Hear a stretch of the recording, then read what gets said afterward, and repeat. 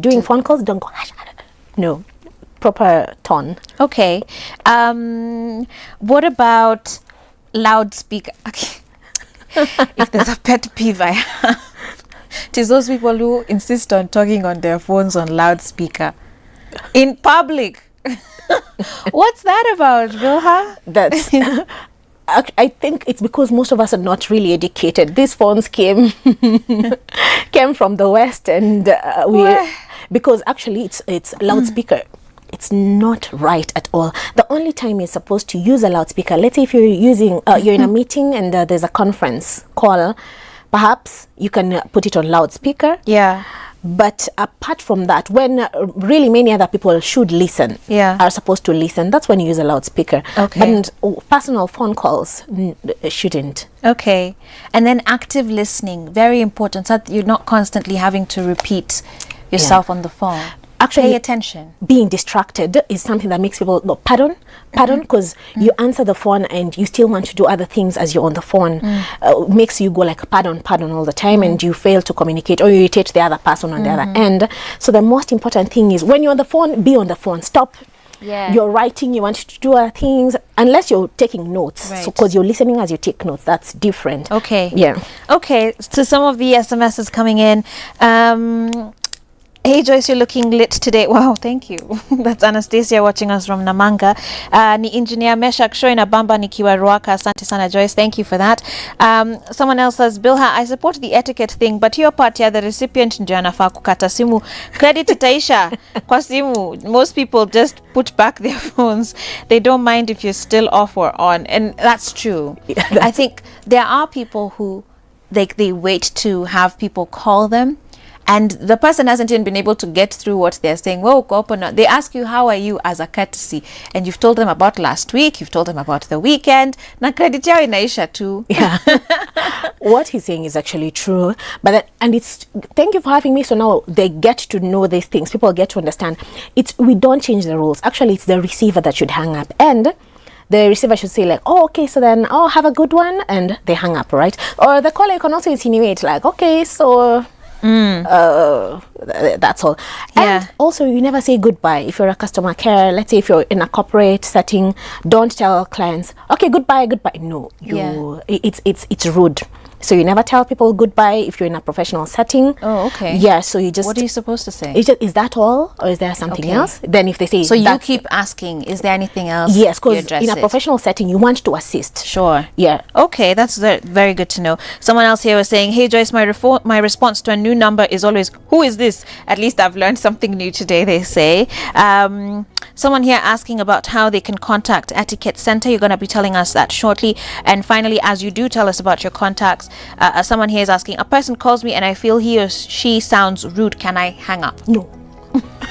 Don't do it. No, don't hang up. Whether you're calling or receiving a call, don't hang up. Okay. Don't hang up unless you feel like you're being threatened. There's someone threatening your life. Then you're like, I'm going to hang up. I'm afraid. Okay. But usually, if it's your phone, just say, I don't like this kind of communication. Yeah, I'm sorry, we can't speak now. Yeah. Okay. Yeah. Give us your contacts. Oh, okay. www.etiquettecenter.co.ke. Phone number is 020-2000-509.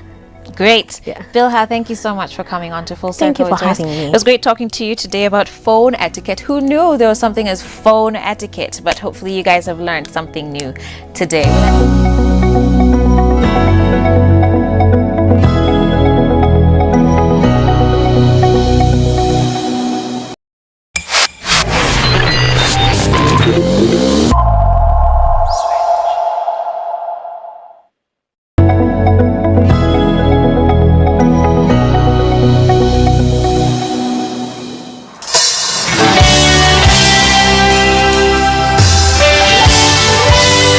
Lord Jesus, we want you to set us on fire.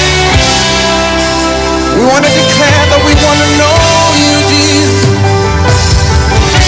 We want to know your name. We want to know your ways. We want to know who you are.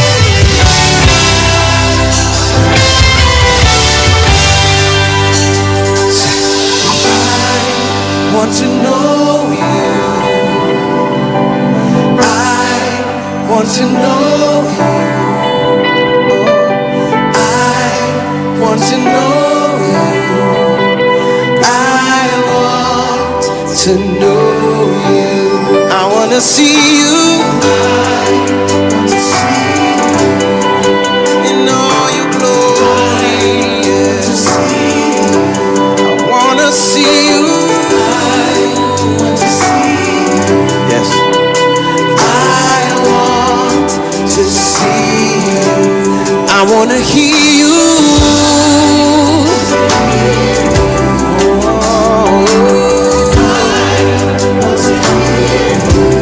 I wanna hear your voice. I want to hear you. Hey, and so we say, Lord, your name, your name, your name.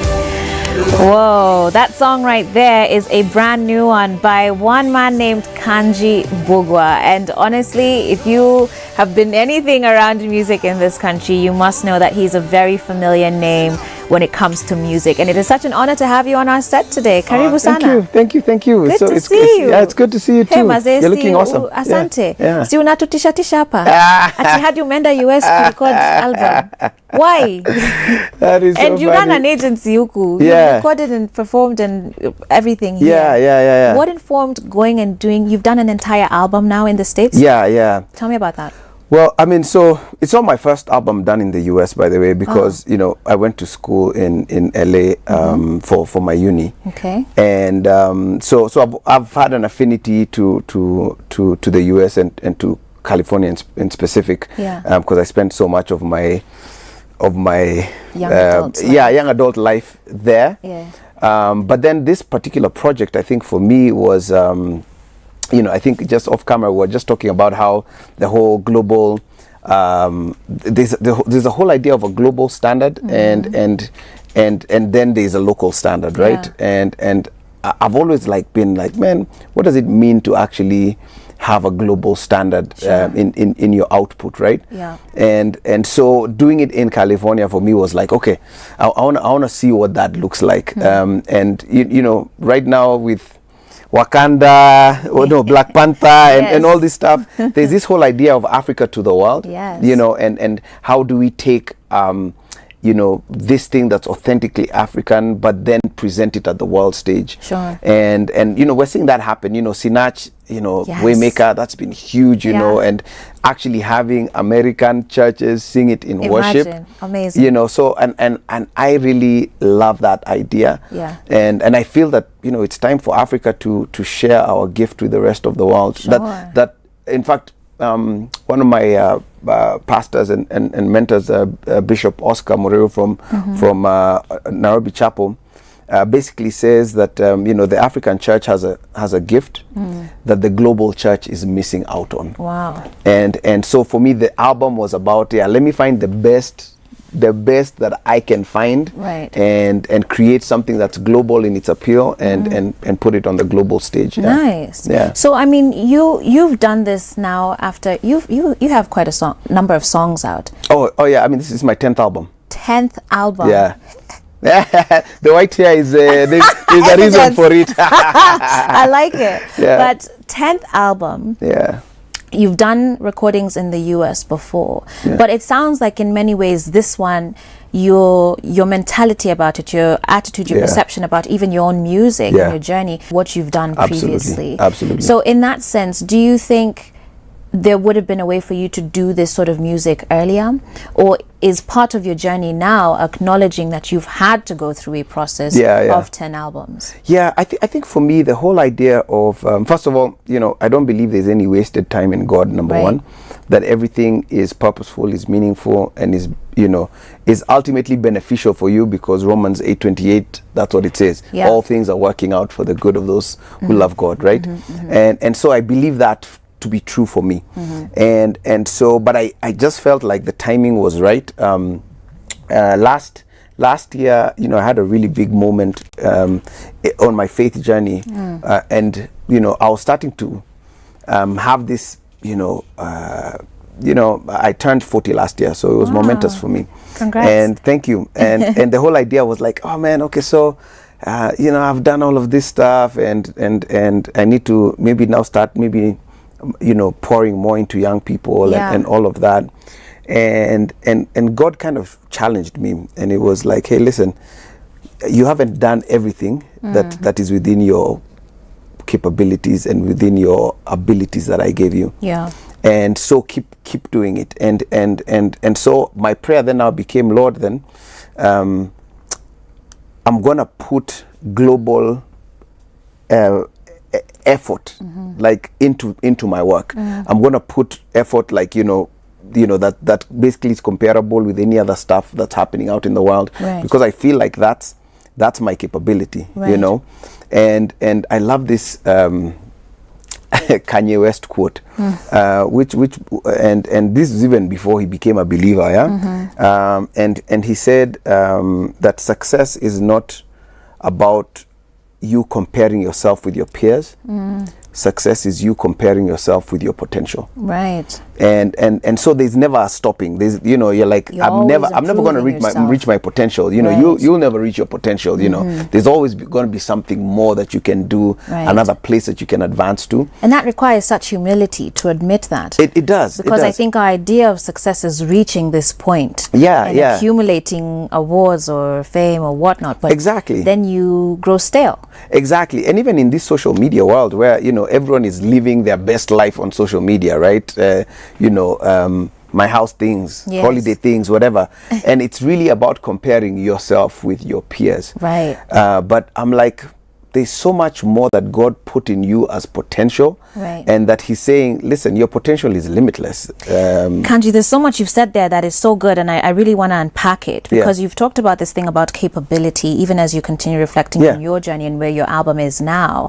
What do you say to the young person, because you've also talked about wanting to reach out to younger musicians and artists now, to the one who is saying, look, I know I can be this global thing. I just don't know how. Right? Because it's cost you something, I'm sure. For sure. There's a lot that has to go into creating this sound, producing it to the level you want. What would you encourage someone who's watching right now in that position? So I think for me, you know, first and foremost, for younger musicians, I have a basic advice, right? You know, because I get all, I'm sure you do the same thing happens to you. Hey, mentor me, you know, and I always say the same thing. And the ones who hear and go out and act on it, and it's basically this, that your craft and your skill is the most important, like, big piece in your life, right? Like, if you're a singer, you know, your voice then is the most important thing that you have, right? And so my whole thing is, if you're not spending 3 to 4 hours a day working on your craft, then you have no business asking anyone to mentor you. You know, tough love. You know, so and when you think about your own journey, you know, to get where you've gotten, and, you know, to get where I've gotten, you know, there's that conviction that you have that, man, this is a gift that God has given me, and you don't even feel those 3-4 hours, because, you know, you get lost into it because you're putting that much dedication into your craft. I love it. And so it's not about entitlement. No, it's not. It's not about saying God has given me this thing and so I'm just going to be it. Like when he's decided that doors will open, they will open. No, you have to put in the work. And that's a challenge for me in this in this kind of world that we're living in right now, which is so driven by you know, social media and celebrity, right? You know, and the problem with that, there's you know, there's beautiful things with that, you know, but there's a problem also in that the value for the craft is not something that has high premium, you know. People are not like, you know, spending 4 hours on my drum set, you know, or in front of a mirror singing, you know, and, you know, just simply because, if I have, you know, 1 million Instagram followers, then I'm, you know, I'm important, you know. But no, you're not. You're important when you develop something that's truly valuable. Wow.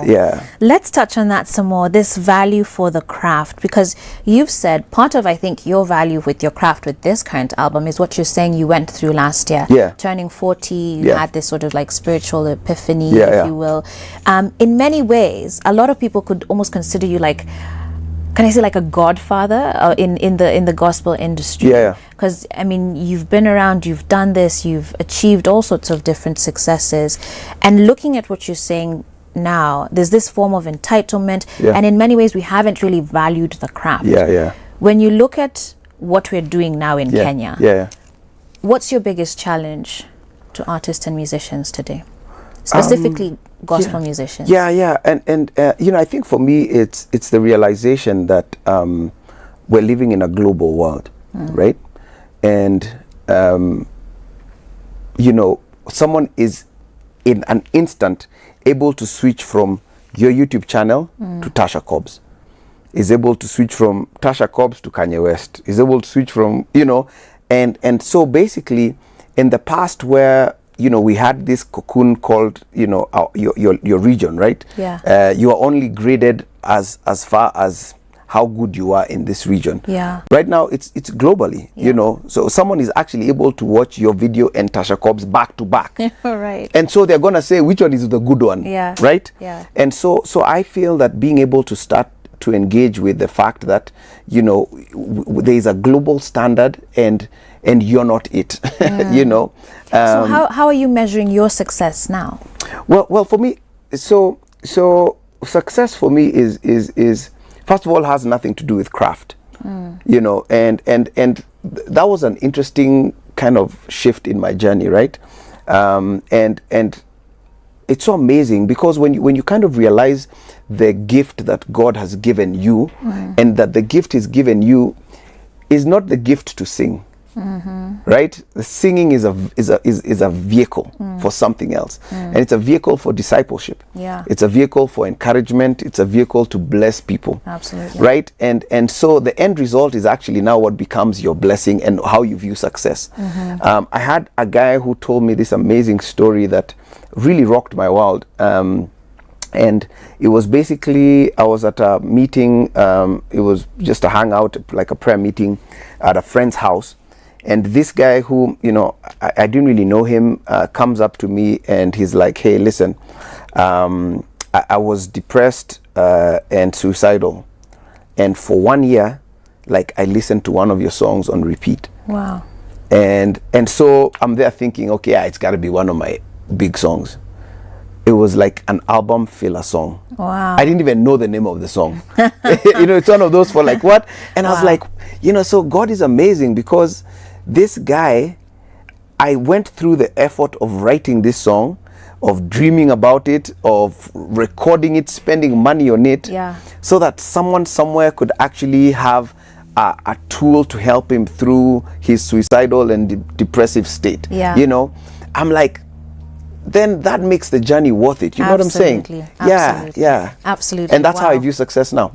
That's amazing. And I think certainly all of us need to adopt that sort of mental shift, because that's what's going to push us to be better, to write better, to value the gifts that God has given us and do more with them. Correct. Man, I'm really enjoying this conversation, but time is flying.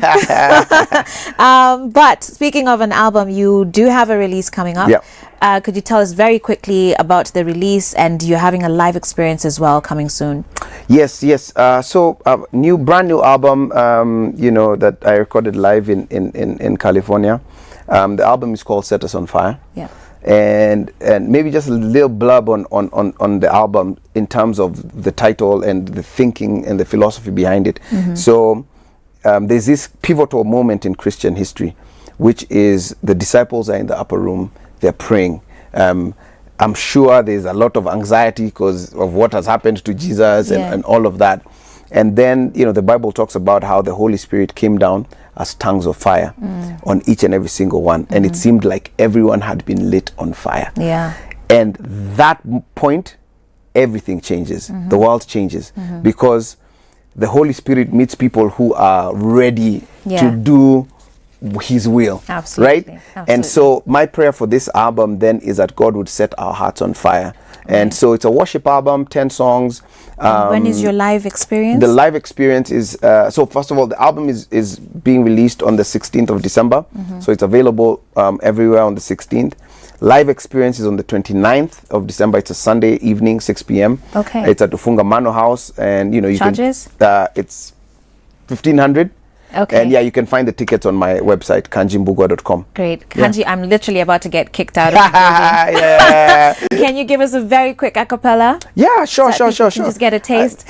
And another time I'd have said you sing along. Next time. All right. Here we go. You have done for me more than we could ever ask, and your spirit is within. We're confident that we will never lack. So Jesus, we say, set us on fire. Set us on fire. That's it. That's it for today. Oh man, wonderful. Yeah. Thank you so much, guys. Thank you, Kanji, for coming through to Full thank you, Circle thank with you us for- and thank you for sharing your having me. story. Congratulations Thank you. on all of this success. Thank you, Guys, thank Maze, I know time is running, but if you want to see him back, maybe we should call him to sing for us some Christmas carols. Like we can do a Come on now. like a Let's light do it. setup over Let's here. do it. My only condition is you sing. I'll sing along with Okay, you. I'll be so, perfect. oh my God, Kanji wants to Perfect. sing with me. Woo! Like I can quit now. Anyway, I'm kidding.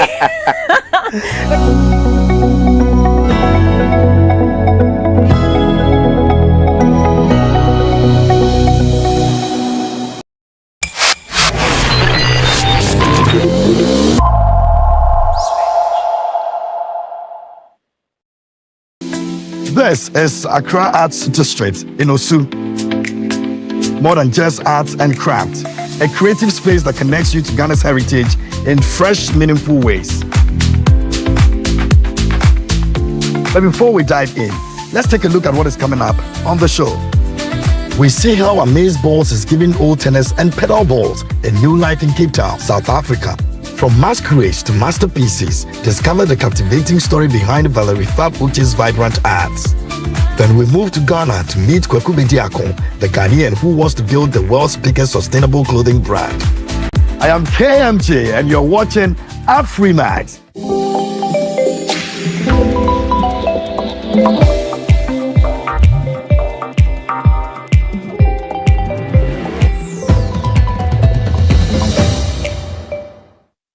Accra Art District is more than just a creative hub. It is becoming the center of the city's growing creative scene. Joining me now is the co-founder, Philip Ejapong. How do spaces like this help young people to connect with their roots? We're very intentional about the experiences that we offer here. For each class, we take you through history of Adinkra symbols. We take you through the history of fabric making. Don't only teach Ghanaian dances, we teach a combination of dances from all across Africa. Music has a wonderful way of connecting us. In Rwanda, this power is being used in a new way to inspire change and support communities in a meaningful way. Music is considered the universal language of mankind. People meet, celebrate, and connect through rhythm and melody. In Rwanda, music is now being used in a targeted way to drive social change. I'm on my way to Nyabihu district in a place called Bigogwe. This trip is part of the Isango na Muzika Awards, and today we are expecting to welcome around 5,000 villagers. Radio journalist Alex Kavukire is the driving force behind the Isango na Muzika Tour, an initiative that brings concerts to more remote parts of the country. It's 3 hours to drive to the western region of Rwanda, where he's preparing today's show in Bigogwe. The distance hurdle isn't unusual in itself. After all, the festival celebrated its 5th year in 2024. But the fact that the concert will take place outdoors is, and that in the rainy season. To be honest, it's a tough situation for us, but we are praying that God provides us with favorable weather. Despite the uncertainty of the weather, Alex feels confident it will all go well. Supporting him is a young professional team committed to making the show a success.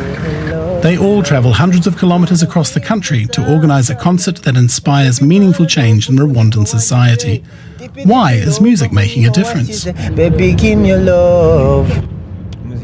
Music plays multiple roles. Entertaining people comes first, but it also advises and transforms people. This is one of the reasons why Isango and its partners organize concerts at various venues, many of them at universities. The concerts are aimed at young people and go far beyond mere entertainment. They become an educational platform and convey important health messages such as AIDS prevention. But why the whole effort during the holiday season? The festive season often encourages people to seek more entertainment and enjoyment, which can sometimes lead to risky behaviors like unprotected sex. Alex and his team have hit a nerve with their educational concerts. The residents of Bigogwe are still going about their daily business, but are eagerly awaiting the evening spectacle. Alex and his team only have a few hours left to set up the stage and sound system. The local authorities are supporting the concert as one of the rare opportunities for the locals to come together for a big festive event. Very soon, as young people say, this place will be on fire. This field will be full of people, and that's a big win for us. But just as the first spectators arrive and the show is finally about to start, it begins to rain. Will everything fall through now? Fortunately, things look very different on the other side of the country. At Niagatara University, another stop on the Isangona Musica Tour, the indoor event goes off without a hitch. Here, the audience not only dances, but can also get involved in a completely different way. The event encourages students to donate blood, allowing them to contribute to a life-saving cause right at the event. No factory manufactures blood. Therefore, it's our responsibility to advocate for and donate blood to those who need it. Interested donors are informed about HIV/AIDS and tested before donating. The mobile booth at the concert is part of the success of the campaign. It would be very difficult to go door to door convincing people to donate blood. But when there is an event like this, it becomes much easier to spread the message. Now I feel good. I have no problem. I'm happy. Back in Bigogwe, where late at night Alex sets off on the long journey home. After a rainy event, a rained-out concert, had all his efforts been in vain? We are confident that our message was well delivered to those who came. So all in all, how did the whole event turn out? While some musical talents rocked the stage, the police also took part and gave advice on avoiding drug use, as well as promoting road safety. Always walk on the left side of the road, facing the direction of oncoming traffic. At the end of the show, not only did the rain stop, but the well-known singer Bushali captivated the crowd with his performance. For him, music is more than just entertainment, it's an essential part of life. There is no one in the world who doesn't need music, whether it is a president, a medical doctor, or a patient. The Isangona Musica Tour in Rwanda uses the positive power of music to get young people interested in social issues such as health promotion and risk management. Because music is simply the best way to bring about change.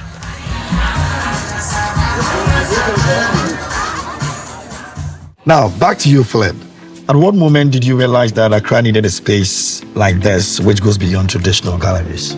There was a gap in the market for people that actually enjoy doing things in the daytime, right? People that want to get their hands dirty, people that want to create stuff. Realize that we're not really reinventing the wheel. What we're doing is we're putting immersive arts experiences all under the same roof.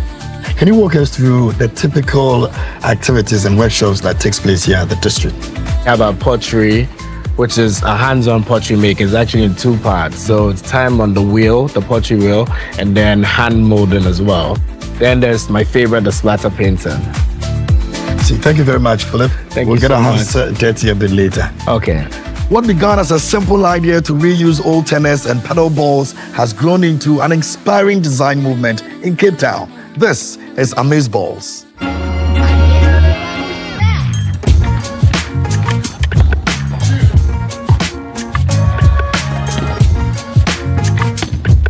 Paddle is booming in popularity and is the fastest growing sport in South Africa and globally.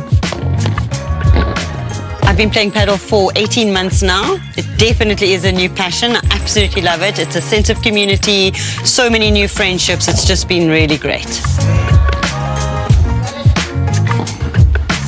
And pretty quickly, Leslie Vatica noticed how many old paddle balls were lying around her house. But what do you do with them? And where do they go to die? So when I saw that a paddle ball only lasts 2 to 3 games, I did some research on how many paddle balls the world is using. And between tennis and paddle, we are going through almost 40 million balls a year.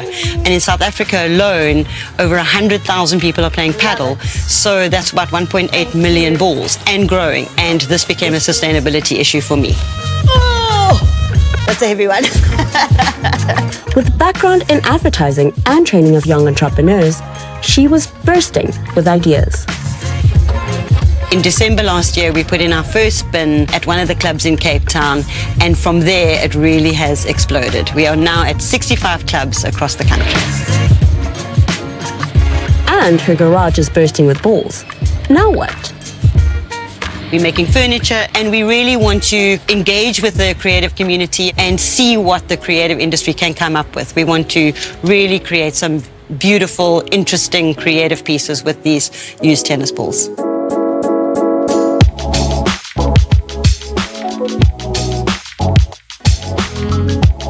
Young designer Vuzi from Native Decor came up with these incredible concepts. He jumped on board with the opportunity to create something, and this is what we've created. He's also created some mirrors and some other items, but the possibilities are endless. But it was when she approached artist, designer, and lecturer Sandile Puzuku that things took off. Sandile! Hi Liz, how are you? Thank you. Oh my word, you finished it! Yes. So this is one of the projects that we've been working on, using these paddle balls to recycle them and make sure that, we put them to some good use. Sandile set his second-year design students at the Cape Peninsula University of Technology to work. So at CPT, we have what we call a WHEEL policy, which is work integrated learning. This really is a mission that we have to allow students to start partaking in work while they're still studying. In so doing, they gain this confidence we talk about, they gain the entrepreneurial mindset. So even when they do graduate, they still have a way to generate some revenue for themselves. Okay, so the reason why we went for a bench was because we wanted something that was usable for more than one person. The excitement and the love and the joy that they had for this material was so fun, and they were really creating beautiful designs, and that just gave me so much pleasure, and they have really created some beautiful products. But she's most excited about making a change in these kids' lives. The idea is to crush the balls and turn them into like an astroturf for five-a-side soccer fields. So we really want to partner with companies that can help us crush these balls, mix them with a resin and turn them into fields and playgrounds for underserviced communities, underdeveloped communities.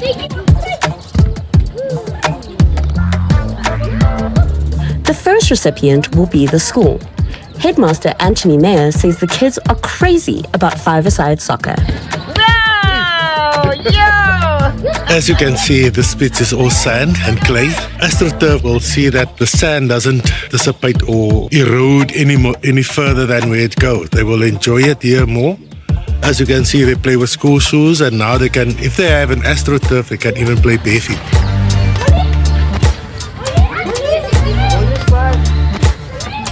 The possibilities are endless, and the balls are rolling in from around the country. The adoption of this Amazeballs program across the country has just given me so much pleasure and so much happiness. And when I see the joy that it's giving other people as well, to make a difference, to create change, to let people start thinking differently about waste and, creating something beautiful with things that we would normally just throw away.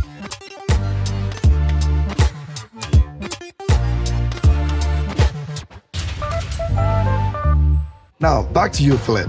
Which workshop is secretly your favorite here? Can you show me? I'll give it to the splatter painter. We call it a mini therapy. We give you like a raincoat, a poncho. So with this class, you don't have to have any experience, nothing like that. We give you some water guns, we give you some paint brushes, we give you a water balloon as well. And then we put a canvas in front of you, and then literally you can just spray paint on it and beautiful work of art comes. Next up, we meet Nigerian artist Valerie Fab Uche to find out what makes her work so significant. Imagine if the lost wax process used to cast the Bini bronzes simply didn't lose the wax. Would it still be a lost wax process at all? I'm exploring the ancient lost wax method of bronze casting from Benin and Anambra, using drawing as my method.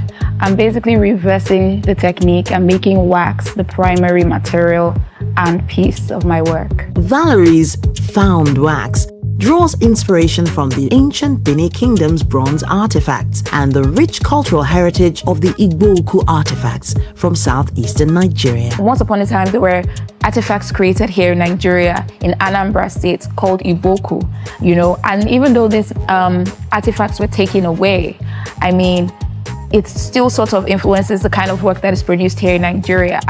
Myself included. To this day, the bronze sculptures are still produced in Nigeria following the casting method that is over 7 centuries old and unique in Africa. At the end of the 19th century, the German Empire purchased over 1,000 of these statues from English colonialists. The artifacts were plundered by British forces during the raid on the city in present-day Nigeria. The Bini bronzes, famed for their intricate details, were made using the lost wax method, sculpting in wax, coating in clay, melting the wax, and casting in metal. But how does Valerie translate these historical influences into her contemporary creations? Let's take a closer look at Valerie's approach to art and her so-called transformation of this ancient craft of lost wax casting into a contemporary form of expression. I love culture. I've always been a fan. I'm an Igbo girl from Ohafia, and in Ohafia we have Nsibidi. Nsibidi is like iconography, and that is where my artifact biography and investigation started. From there, I tried to make drawings using Nsibidi as my takeoff point. And then I discovered the lost wax method of bronze casting. And because I'm investigating material, I found wax to be a very malleable material. For the lost wax method, the wax in itself is lost. But in this found wax, we are keeping the wax, we are preserving it. So one of the ways in which I produce is I go and I buy wax. I'm experimenting with different types of wax. Currently, I'm using gum wax. With this, I then dye it with some wax crayons, and then I begin to sculpt. One of the things that informs the way that I sculpt these pieces is the artifacts that I've seen. So the major influence would be the Igbo-Oku arts, how intricate it is, how detailed it is. So those are the things that I try to incorporate into my sculpting, or would I say drawing, because it is drawing at the end of the day. By experimenting with unconventional tools and materials, Valerie pushes the boundaries of drawing and sculpting, redefining it as a dynamic and versatile art form. As much as possible, I try not to change definitions of things. I'm only adding to the definition of certain things, like drawing. In contemporary times, art can be everything and anything, but then there are still principles and elements that guide the sort of art that I produce. So those are my ways of balancing. There's a way art is supposed to look. There are certain elements that are supposed to be there. I try to make sure they're there, or as manipulated, well manipulated as much as possible. So it keeps that balance. Wax is more than a medium. It's a bridge between generations, shaping the future through the past, especially for Valerie, to whom it is important to keeping history alive. I am an Igbo girl, and I'm very proud of my culture. And in any way I see to push both my ideologies, my creativity, and my belief systems through culture, I am always up for it. One message that I'm very particular about is the fact that drawing can be everything and anything. As long as there's movement, there is a drawing being created. And then again, because I speak about human experiences and the human essence, I want everybody to know that regardless of labels, regardless of gender, whatever it is that you use in an attempt to decipher yourself, we are all one and the same at the end of the day. We are all human beings, and it is our essence that matters. Valerie expands the possibilities of drawing and sculpting by using unconventional tools and materials, challenging traditional techniques, and exploring new creative expressions. So, where are we and what are we going to do? So this is the hand molding section where you get to make your own thing freestyle. Then when you come onto the wheel, we guide you to make some pots, some vases, and yeah, people love it. Philip, what do you think of my masterpiece? I give it a 10 over 10. Great work, great work. You put in a lot of effort. That's excellent. Thank you so much for the experience, Philip. Thank you so much for coming. Can I have it? Yes, sir. Can old clothes really be new again? Well, let's find out from Ghana's fashion visionary, Kwaku Bediako. This is the Ghanaian who wants to build the world's biggest sustainable clothing brand. Sustainability for me means so many different things in one. How do we minimize waste? In fact, we are so particular about it. We actually built a brand around it. And we realized that if we are going to join forces with other organizations, we will use that to project the word sustainability. We'll use that to reinvent, to reimagine, rethink what it means to be sustainable. Kwaku Bediako today is officially partnering with the Basketball African League, and his eco-friendly sports apparel is loved by presidents and pop stars. But for him, this is still not enough. It feels more appreciated when you have influential people that have more of a say in terms of influencing culture, endorse your product. It's important we use this opportunity to celebrate everyone who's been part of our key success, to reward Afrocentric culture, Black excellence. And so, it's not just about celebrities for me. I think everyone who wears chocolate, everyone who appreciates cacao is in his own right a celebrity. But Kwaku's vision did not start as easy as it seems today, as growing up in an environment that has struggled with the remnants of overproduction since his childhood. What did it take for him to develop his own approach to sustainable design? I mean, to be in Africa alone, to be a Black person, that in itself is a challenge in our industry, right? Although I must say that it's also, very interesting to find out that, our culture is now being more appreciated worldwide. We had a lot of families pretty much have house helps and houseboys, and maybe after a couple of years, you are then put into what they call addition, which is go and learn a trade, So a lot of the industry is full of a lot of OGs, solid people who know everything about the skill. What I've found to be a bit challenging is how to add the educational aspect to it. And for us as a business and with our future plans and with what we've already started doing, we want to be able to offer employment. We want to be able to offer a sustainable skill training and a sustainable model that will go a long way in empowering our youth, informing their own businesses eventually. There are a lot of offcuts from all the luxury pieces we make. We are part of the problem. And for me, I think that over the past 5 years, we've been very intentional in gathering all these wastes. Little did we know that we're going to create this new empire, such as cacao. With Kantamanto Market being one of the largest second-hand clothing hubs, Ghanaian creatives like Kwaku Bediako are helping reduce the amount of textile waste that ends up in landfills or clogged drainage systems. There's no one particular creative process. I think for me, I'm heavy on learning from my team, my environment, my community, different cultures, learning from the industry as it is. I tend to have a great network as well that I'm able to meet up with different people, so I learn a lot from them as well. All these goes a long way in influencing my creative process. Every single piece has a story. Every single outfit. Today you decided to wear this denim. In the next 10 years, you might not wear this denim. Maybe you made your first million wearing this denim. That's the story your denim carry. These are the little things that go a long way in shaping all of us and making this world as exciting as it is. So this is for a client who is heading out to Afro Nation. So Europe, get ready. And so we live in a system where culture is now diffusing. Do we have African elements? Clearly. The idea behind the eventual cut, the eventual stitching is all African. Aiming to be the world's biggest sustainable fashion designer, what does that mean for Kweku and his team? And how can that solve the second-hand clothing crisis Ghana is in? I'm who I am because of people. And so we don't discriminate on whether or not, oh, because the president is ordering this, we need to stop everything we are doing to get that done. No. We are able to manage the process. So yes, every brief is different, and we will go ahead and attach the necessary process to it. But the most important thing for me is approach.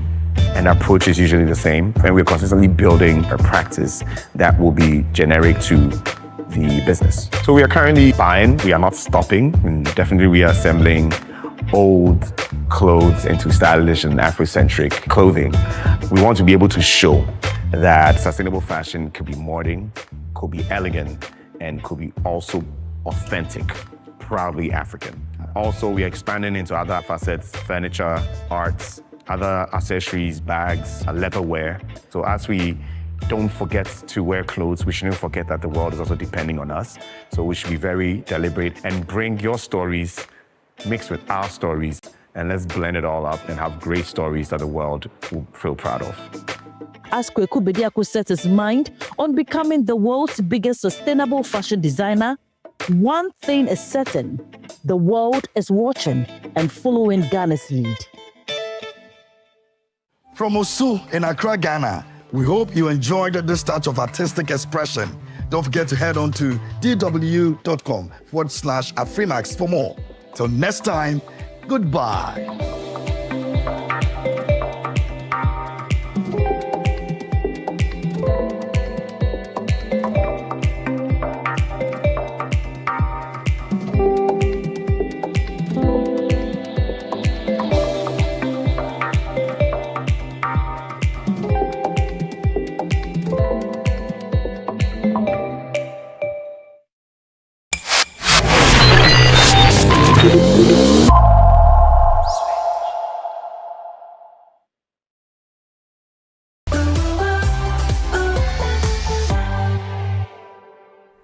All right, so our live spot today is: should parents romance in front of their children? Yes. What is romance? Yes, kiss, hugging, holding hands, kuitana baby. I feel yes. Okay. Yes, you should let your kids see that, because love is to be shared. I mean, that's the only way they know how to treat people when they're grown or something. I mean, I agree, because I was on the opposite side of the spectrum. I never saw my parents be affectionate towards each other. I mean, they didn't love each other. They were together, for as long as my father was alive, and I knew they loved each other. But like, I never saw it. I never saw them holding hands. I never saw them kissing. I never saw them say, "I love you." And I think maybe that's why I became very physically dependent. Like, me when I'm in a relationship, I want all of those things. If you don't give me those things, you don't love me. You know what I mean? Like, if you don't hold my hand, or like if you don't kiss me, you don't love me. I don't want this grand gestures. Just hold my hand, kiss me, those small things. So I think because I grew up not seeing that, I was like, that's what I want. Okay. So I think I would 100% do it in front of my kids so that they can see. Yeah. All right. So we have a video from Kush. No, we are waiting. I'll give my sentiments. See, to watch Kush. Wagwan guys, yes, this week I'm not in, but I'm here with you for live spot. So the question today is: should parents romance in front of their children? Well, I feel like not really romance, but the two small pecks, up kwa mdomo, up kwa forehead, like from the hubby to from the dad to the mom, or from the hubby to the wife. I feel like it's something it shows the love that you have for your wife, and just telling your wife something nice, like complimenting them, and also the wife telling the husband something nice, as in, I feel like it's important because as young children, as you grow up, if you see your dad treating your mom a specific way and nicely and with love, you get to take that with you as you grow up, and maybe if you get your own family, you'll be able to implement it. And same thing applies to the daughters. Once they see the way their father is treating the mom, you get what I'm saying?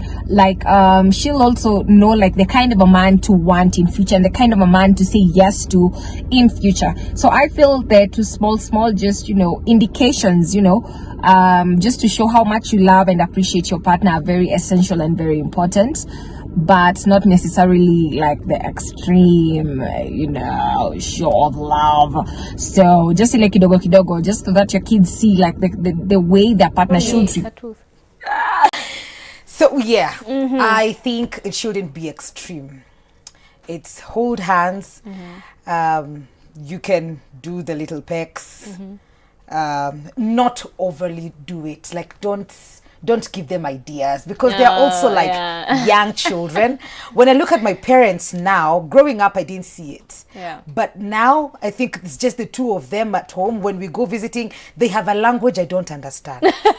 I don't get it. And when you are there for a week, now you will get it. So, but if you just show up for the weekend, I don't understand what they're talking about. Baby, they start calling each other babes. There's nakupenda, manamwambia kendo wakwa. I see it now, probably because we are older and it was safer for them to do that when we were older. They wouldn't have shown us when we were little.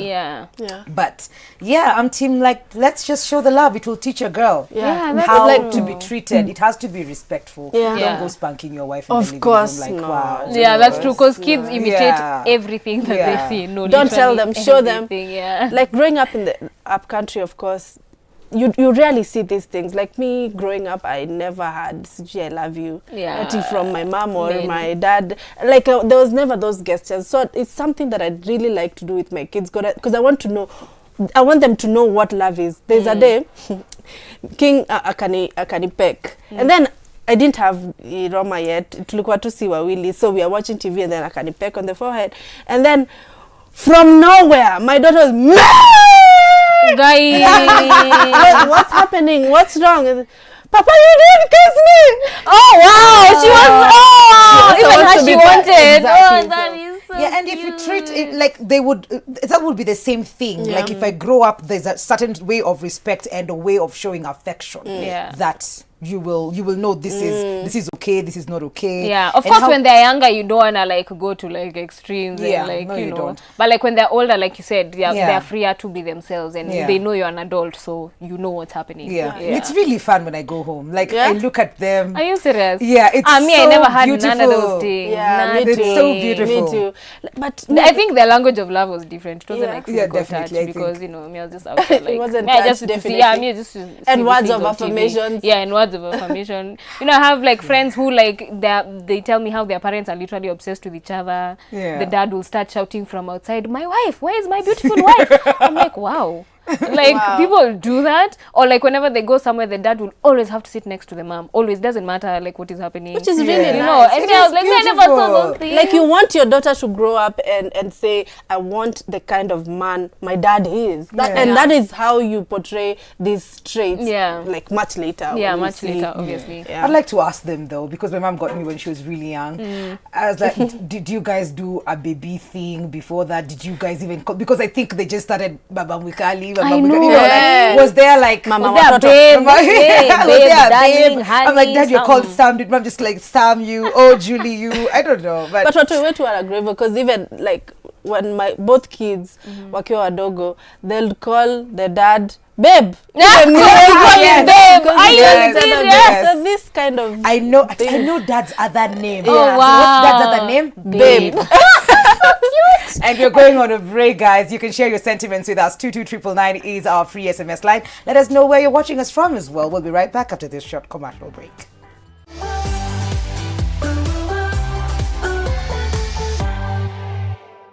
All right, our guest today is a young, beautiful, talented lady who goes by the name Crystal Millenia, and she's here to tell us what she's all about. So welcome. Thank you. Karibu sana. Asante. Hey, you guys looking such, nice. I know. It's like, what? You've led them edges. Uko na uko my I know extensions. you relate. This is wow. your conversation, You know, yeah? This is it. Team natural. Yeah. Whatever, guys. Oh, it's our team weave. It's okay. You just stay in your box. Krista Millennia, you have such interesting names. Krista Millennia is your stage name. Yeah, it's my stage name. And your kitambulisho name is also very, very interesting. Tuambie ndio tusiangushe. Just so you know, tumeuliza spelling, pronunciation, ni kugumu. Hataki kuangusha. Are you saying I'm wearing yellow? Unaweza sema mavitu hapa leo. What are your given names? Yeah, so my given names are Samantha. But, Samantha. Yeah. But it's written as Siamantha. Yes. So, so Samantha Jamoza Amadadi. Told you guys, didn't lie. Hey. Told you. Where your parents were very creative. Wow, you can say that again. So, you know, you'd think Samantha is a perfect stage name to just go with. Why did you have to change it to, you know, Krista Millennia? Actually, we came with my friend who is in the US. So his name is Chris. Then we thought the man behind the millennium too is Jesus Christ. Oh, wow. So he's the man behind the millennium. So we just said, let's do it as Christo Millennia. Okay. Christ, Jesus Christ. The man behind yes, the yes, I get it. Even you, you're creative. Your parents were creative when naming you, and then you decided when your stage name is going to be creative. Fantastic. We love it. And it's a good thing because now you already put it out there that you are a gospel artist. You are, that is the genre of music that you do. Yeah. Yeah. And how? Why are you not so sure? But I'm like, what? Did I say something wrong? No. Like, like it's not about like gospel. Like it's not about secular. No, I don't want to do that. But I can also sing something like to encourage someone. Yes. Oh, okay. So you don't like just box yourself into like gospel, but you are like conscious more like, music. Yeah. Oh, okay. Conscious music. That's really like good. Yeah. There's a song I've done, Open Up Inside. It's all about someone who maybe was heartbroken. So I'm telling him or her, you have to open up inside, because that's how it is. It is the way it is. You have to move on. But all in all, there is God. Yeah. Absolutely, I love that. So do you write your own music, or do you like collaborate with people to write music? I write my own music. You've been writing your own music like since? How did you know that music was a thing for you, especially when it comes to writing? Because singing, I get it, a lot of people can do like the singing, but songwriting takes a bit more like practice and time and all of that. So how did you know that you could write songs? Well, I started writing my songs while I was in Form 1. What? Yeah. Yani watu wako prep unaandika tu. Naandika tu songs. Kemi menilemea, umeanza vipi tu nianze kuandika. Yeah, so that's when I wrote my first song in Form 1. Yeah, then Form 2, Form 3, Form 4. What was it about the first song and what inspired it? Because, you know, we will forget our firsts. There's always that thing for ilikuwa ile ya kwanza. Okay. I was like, okay, the first thing I always asked myself, who will I be with, like spend the rest of my life with, like in terms of a husband. Oh, so it was a love song, Where are you? I'm here. Are you serious? Yeah. So you are writing to your future husband? Wow. Where are you? Oh, I'm my here God. in Form 1 studying. So where are you? Did you find him? Did you find him? Did he find you? Are you still looking? Is that song still relevant? We hope to find the one. Because later that song, I turned it into a Christian song. Oh, you did. Okay. But it started out as a love Jesus, song. I am here. Yeah, so I'm here, Jesus. That is actually very creative. You are like, you know what? Jesus is my man. Yeah. He's my dope. man. Yes, Jesus can be your man too. So what kind of music is it that you write? Like, how would you describe your sound? My sound, like the type of music. Yeah, would you say is it more R&B? Kuna gengeton. Wow. You know, hata uko out ungeanza na R&B. Maybe. Okay. My mtu alini, okay. I know. Kitu nilikuwa naimba, nilikuwa napenda Celine Dion. Sana. Okay. Yeah, so napenda songs tu ziko hivyo. So that's more like R&B. Wewe anaanza hapa sijui genge tu. Very soulful music. Unaweza hit hizo ma notes. Unajua mimi nataka tuimbie aka you know aka 1 2 16 bars, you know, Crystal Millennia, can you tuimbie kitu yake ama yangu? Yako. Acha Celine Dion. Okay, sawa. Tuimbe yangu. Open up inside. You may not like feeling him in your heart. You may know his presence. So open up inside. You may not like. Hivyo tu. Tumetufanyia tu hivyo tu. Alafu anafanya tu hivyo tu. Hivyo tu. Some of us can't sing. Some of us can't, but we still do it. It's fine. We still torture people out here. So if you have a talent, don't be shy. Don't be shy. As we could singing at the top of our lungs and our notes are just we are talking. It's called talking, and we think in our singing. Heads. Yeah, when you sing. Tune. But then again, you've been in the industry for how long? Doing the music professionally now? I started last year. You said last year. Yeah. So how's it been? How's the reception, challenges, things that you're learning as you progress? Well, it's been tough. Imekuwa tough sana, yani ile tu kutamani utoe song, your parents tuseme hawawezi fika hiyo nini. So what I can say is I can't ignore, sorry. It's okay. Mimi, it's my fault. That was in yellow. Huku mtu akiva yellow lazima tuangushe. Okay. So what I can say is hii ni testimony tu. Kuna watu yani someone can just come from nowhere. By the way, if you pray, someone can come from nowhere and just say, "Ooh, wewe nimekuona and you need to be somewhere."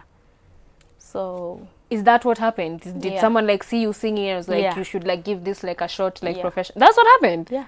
And you were like, okay, let's go to the studio. First of all, I was shocked, but it's God. Yeah. Where were you when that happened? Were you like singing in church? Were you? No. I just posted something then. On Instagram? No, Facebook. Oh, on Facebook. And someone was like, I think you have a voice, you should like try. Far away from US. Really? Just on social platform. Really? Yeah. And that's someone who was like, okay, let's go to the studio. I think you should like produce something. And that's how it started. Yeah. Wow, really? That's how it started. And how has it been so far? Like, were you scared of doing it? Did you think people weren't gonna listen? Unaona ile tu ujinga ya sijui Illuminati, sijui nini. Who said Illuminati now? Someone told you Illuminati. Someone told me that ukiingia music ujipange sijui kuingia where sijui what. Are you serious? So I was like, wow. But all in all, God is my champ. Amen. That's what's up. Yeah. And your parents, were they like on board? Your friends, like, were they supportive, or were they pia walikuwa nakwambia ukiingia muziki pia walini support? That's fantastic. So is there anything new right now that you are working on that we should know of? Yeah. What are you working on? Tuambie, juice. This is where you like sell Crystal yourself. Millennia, you need help. This is where you sell yourself. That's when you say. This is how you sell yourself. Tuambie, ambia watu what it is you're working on, where it will be, when it will be. So, mi nataka tu kufanya song nyingine moja. This year. Just to say thank you to God. Yeah. And is it recorded yet? No. Is there? Not yet. Okay, but that's what you're working on. Yeah. Okay, fine. So, yeah, some people just sell yourself. Don't be shy. Umenichekesha baby. Proper, guys. So, Crystal Millennia is still going to be in studio. We're going to go on a break with one of her songs. So, keep it right here. Any questions that you have for her? 22999 is our free SMS line.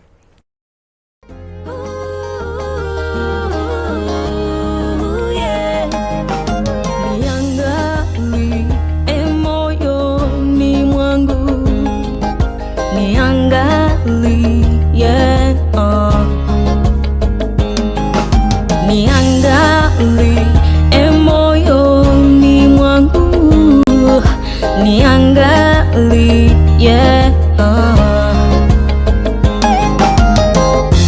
Baba, ninaja kwako kwa maana wewe ndiwe wa pekee. Sasa mimi ninakuabudu ili uhimidiwe. Baba, ninaja kwako kwa maana wewe ndiwe wa pekee. Sasa mimi ninakuabudu ili uhimidiwe, ubarikiwe, usujudiwe, niangalie moyoni mwangu, niangalie niangalie moyoni mwangu, niangalie the wicked shall depart to show all the nations that forget God. Arise, O Lord, O Lord, O Lord. Let the nations know that they are but men. The wicked shall depart to show, and all the nations that forget God. Arise, O Lord, O Lord, O Lord. Let the nations know that they are but men. Just look into my heart. Welcome back, guys. Crystal Millennium is still in the building. Ukitaka umwite Samantha with a Y and A, Samantha, but Samantha, she's well. Guys, it's about that time, and I really love this part of the show because I get to, flex my muscles. But today I'm not very happy. It's time for GameSpot.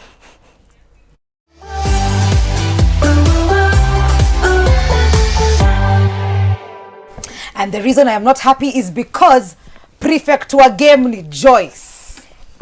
Yeah, the power is in my hands. I feel powerful. Okay, guys, today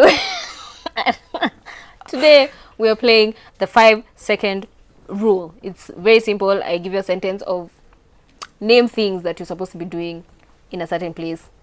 You know what? Let's just play the game and then you'll get it. I'm not a very smart moderator. I think I got too excited. We agree on that. Kush! Okay, so cool. So I'm so sorry.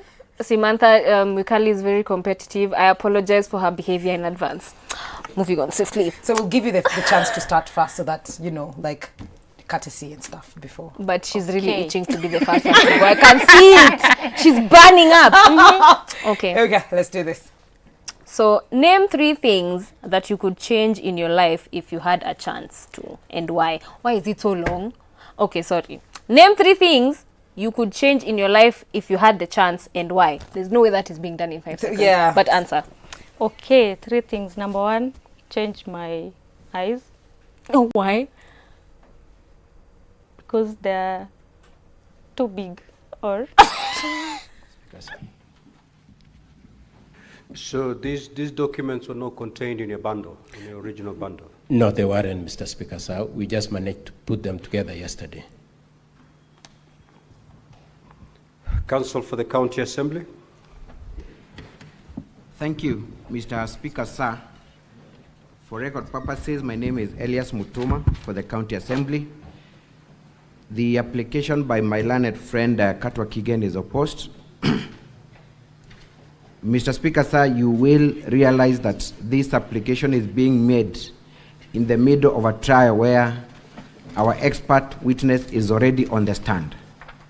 This is an attempt to patch up their case, The affidavit by a witness was served upon counsel for the governor on Monday.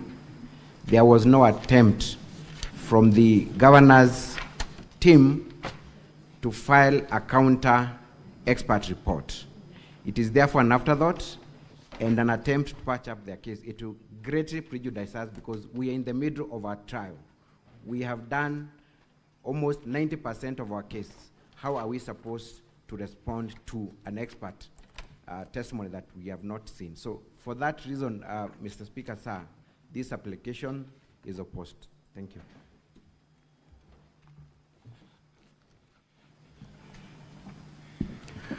Counsel for Governor, where is this? Where are these documents? You are here to circulate them, to supply them to the Senate?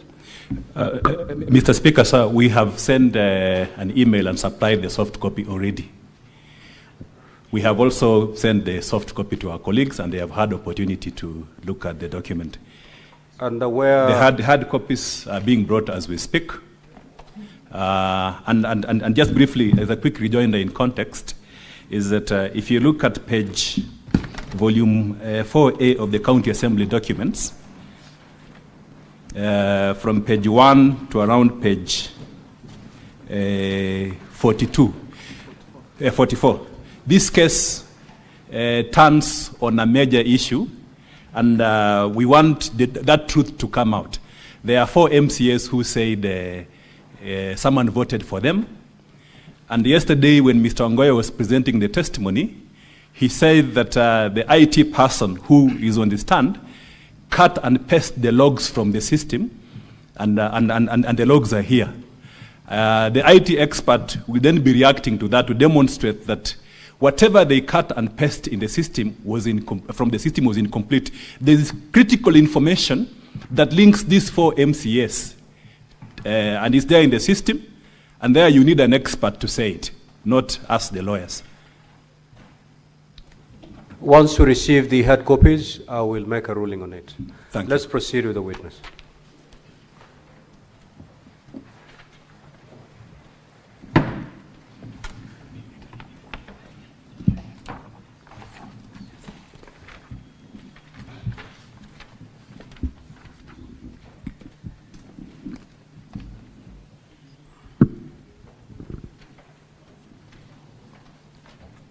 Alfred, I just want to remind you that you're still under oath. We will begin from where we left yesterday, and I want to spend the shortest time with you so that we can move on to our other witnesses. Alfred, you have obviously seen the affidavit of the governor. Just to remind the witness that you're still under oath. It's still very much binding on you. So as you give evidence, get to know you're still very much under oath. Well noted. Proceed, Counsel. Thank you, Mr. Speaker. Alfred, you have obviously seen the affidavit by the governor where 4 people are said to, where 4 people claim that they did not vote, yet their votes were cast. Yes, I have seen.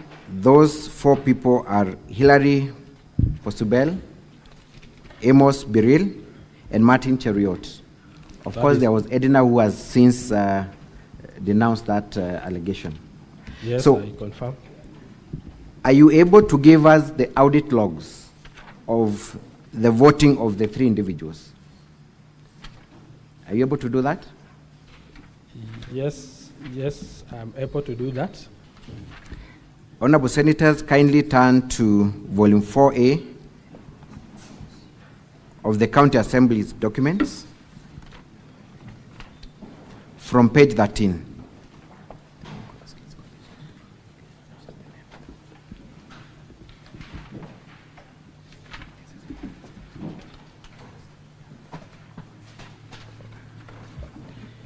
Okay. Volume.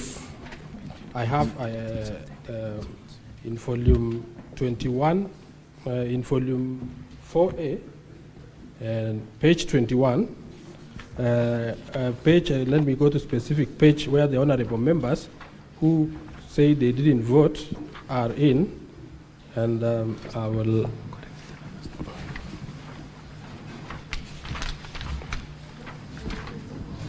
Page 27. Page 27 of volume 4A. Under page 27, we have MCA Honorable Pasuben Hilary Gibet from Cheplanget Ward, voted yes on 15 August 2025. Time stamp is at exactly 7:23 and 34 seconds. The next one is Honorable Amos Piril. Before voting, what time had they logged in? Okay, before voting, under the audit logs. So let me refer Honorable Senators to page 13. That is where we have our system audit logs. I will start by the first one, under that one so that we can flow down. We start from audit log number 1, 2, 3, 4, 5. That is audit log number 1, 2, 3, 4, 5, 6, where Honorable Martin logged in. That is the IPBD number 1996 030 132. What time did Martin log in? The time he logged in is 7:26:06 seconds. And what time did Martin vote? He voted at 7:26 at 12 seconds. Let's go to the next member of County Assembly, Mr. Amos Biril. What time did Mr. Amos log in into the system? Amos Biril logged into the system at 19. The benefit of the honorable senators, when you say he voted at 7:22, is it AM or PM? PM. It is PM, Mr. Speaker, sir. I believe it's a 24-hour. Yeah, so it's 19. So it's I can 19. read exactly the way it is. Correct. So it is 19:25:12 when Honorable Amos Biril logged in. That is 19:25:12. And that is entry number 13. Correct. From the top? Yes. And then he casted his vote at 19:25:18. And the actual choice that was picked is also shown here. And that's entry number 12, correct? Yes. Let's go to the last member, Hilary. Hilary logged in at 19:23:28. That is transaction number 6. Entry number 6 from page 13, yes, correct? Yes. Proceed. And casted his vote at 19:23:34. So, where is the source of the information that you have just shared with the honorable senators? Where did you get the information that you have just shared? From our audit logs. Is that information still available if someone was to log in into the system? Yes, it is. And have you seen any other opinion that is contrary to what you have stated as you make your presentation today? No. Okay. I wanted to illustrate. Before you illustrate, just answer my question whether you have seen any other expert opinion. No, I haven't. Disagreeing with. No, I haven't. With the logs. Thank you. What did you want to demonstrate? I wanted to demonstrate something, honorable senators. When it comes to information technology, we have what we call data. So data is the raw facts. So what we are actually showing you under page 13, the audit logs, is the raw data, which once it was processed, produced the information which was being displayed in our dashboards. So in this case, whatever transaction took place here at the audit logs, a member logged in is a transaction, that is a data being entered, and then actually doing the voting, that is why you see we don't have the name of the voter. But when we go back to page 27, that is where we get the information, the definition of information. So the information comes here specifying that honorable so-and-so logged in at what time and what was the choice of the vote.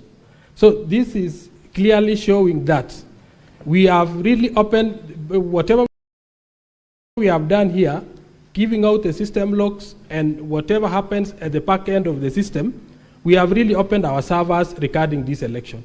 We were really transparent. We never had any other issue hidden behind the curtains. Thank you.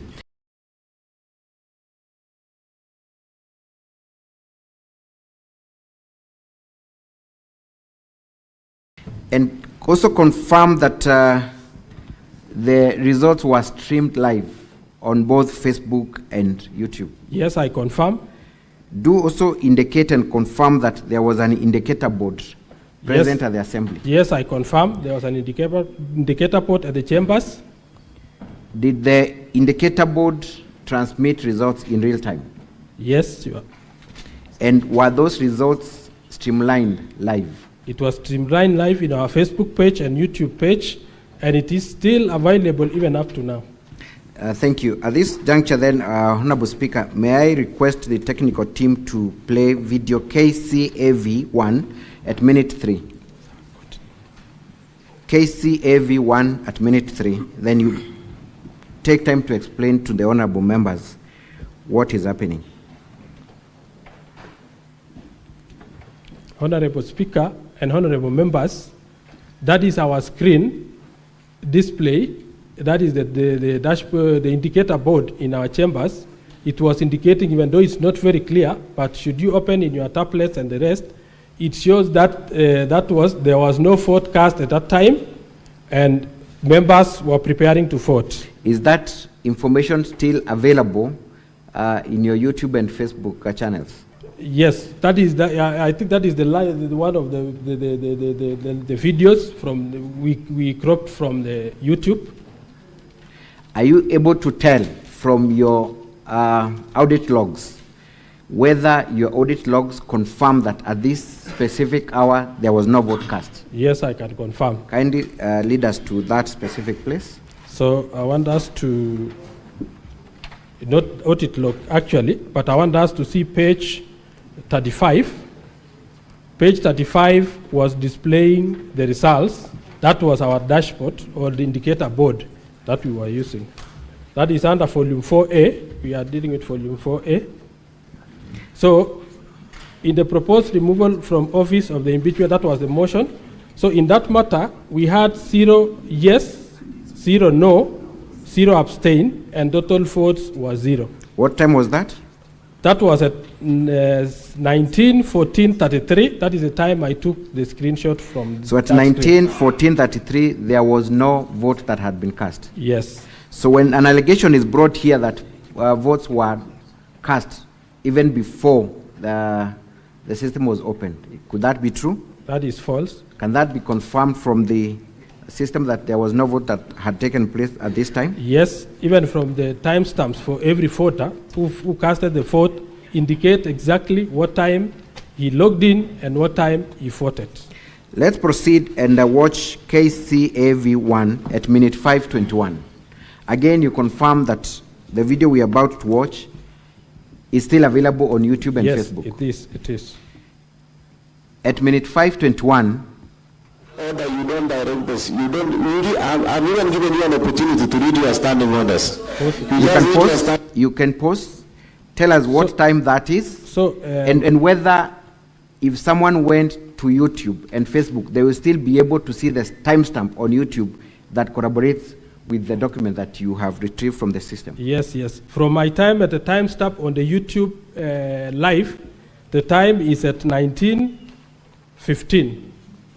Which means 19:15 because the YouTube time doesn't include the seconds on the time. And I want to refer the honorable senators to our page 29 of our document. Page 30. Page 29. Page 29. So as at 6 minutes, which is based on the time which is on the YouTube, you can identify that time. It is not really visible, but it's a real-time time on the YouTube. At 19:15:29, I want us to see on our votes. We go up to page 30, That is the voter from Tendeno Soget, who was casting his vote at 1915-29. When we count the number of votes as at that time, 1, 2, 3, 4, 5 was 6 votes in the system.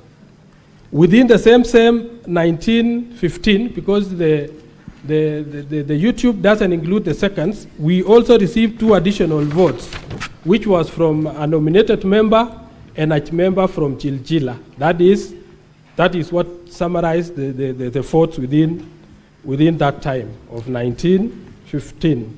Thank you. Let's watch KCAV1, minute 9:51. Rather 1951. Yeah, minute 9:51, sorry. KCAV1, minute 9:51.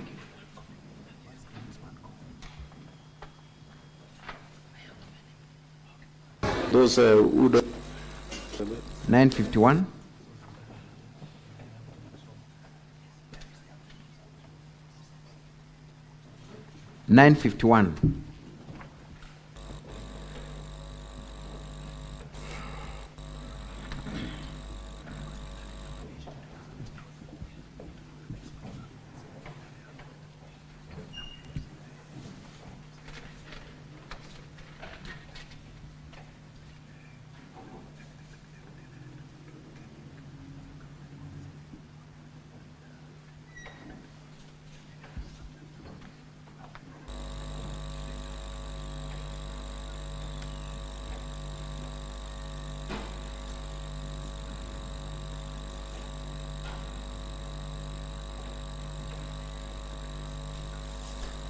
We can even post there. You're able to corroborate even at that. I wish I could get the time, the exact time stamp of the YouTube, so that we can confirm also whether at that time stamp, because the one I wanted to play was at 19. Kindly proceed to 9:51.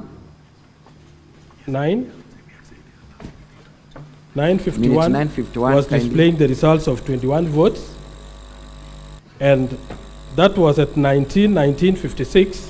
1956, that is based on the times I had picked, because it is not really very clear, is 1956 is the time when the honorable member from Kipchimchim, under page 31, casted his vote, and it was tallying to 21 votes.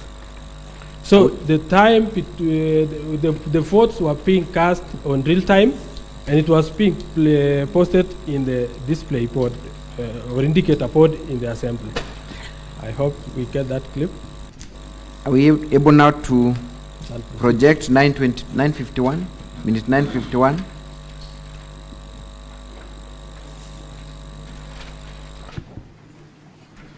May, for the convenience of the assembly, direct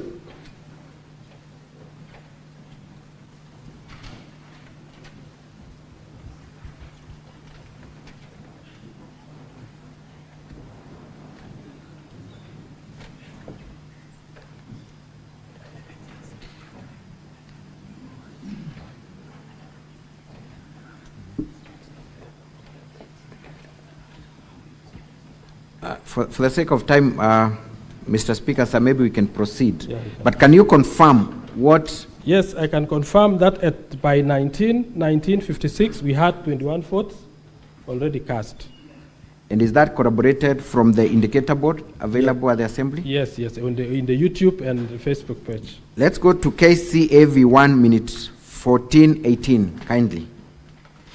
That should be the last vote that was cast. That was cast. 14:18. For the convenience of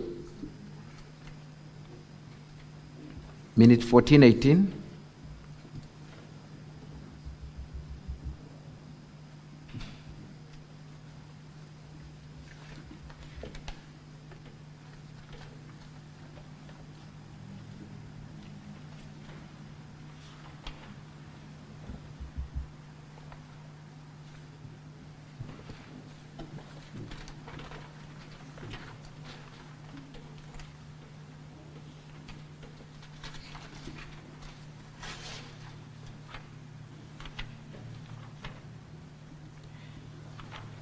As we wait for the video, maybe confirm from your audit logs When was the last vote cast? The last vote cast is in page 32. It was in 19:26:44. So the total duration of voting was 11 minutes 44 seconds. Thank you. So if a member tried to vote past the period when voting closed, what would happen? On the subject matter, once the time frame ended, it was not able, so it had a time frame of when the vote was ending, and you could not log in again to tell you the voting has ended if you didn't vote. Thank you. What would you finally say about the integrity of the voting system that was installed and used on the 15th of August? To my level best, it was transparent, free, and fair. Is there any evidence of any interference from third parties who are not supposed to vote? Maybe when other users wanted to log in with different usernames, you could see the system them failing to log in. Thank you very much. That is all for this witness, Mr. So Speaker. I want to make a clarification on the last vote. That was vote number 33, and I believe we will get our video to play. It shows Honorable from Chepseon, David Maritim, being assisted by, you had difficulties in logging in, and he was being directed by the Sergeant at Arms to vote, to where the ICT team who was assisting in the chambers to vote. That could have formed a very comfortable closing remarks for me. Thank you. The next witness will be able to demonstrate that. Thank you.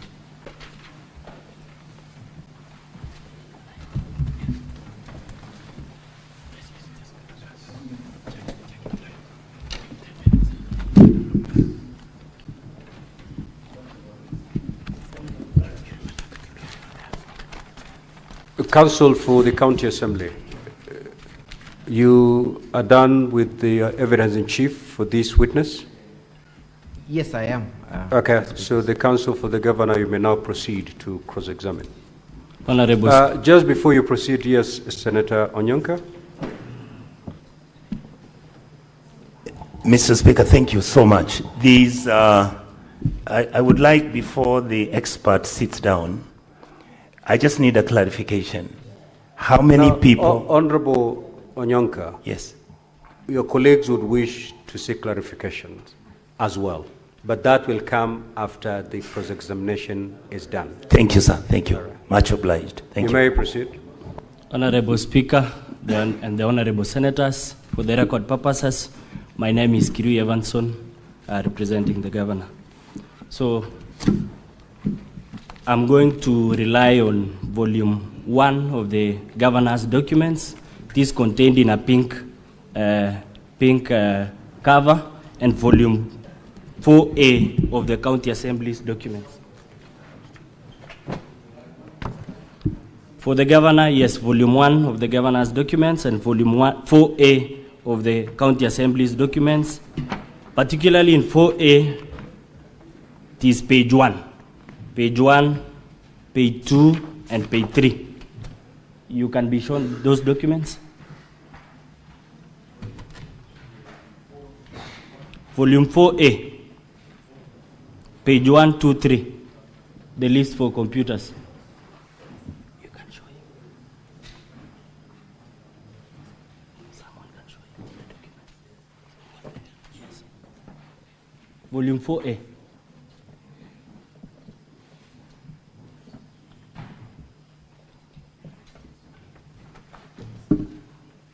Of your own documents.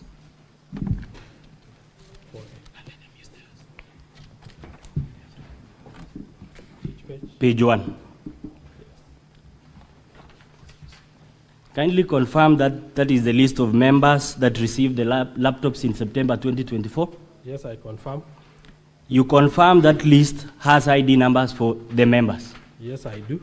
So as from September 2024, you had the ID numbers for the members? You are wrong, because I had the details of all these members when they were sworn into the assembly. So you had all the details of these members, including the IPPD numbers and the ID numbers? Yes, as okay. The system administrator. Thank you. So you had the ID numbers and the IPPD numbers? Yes.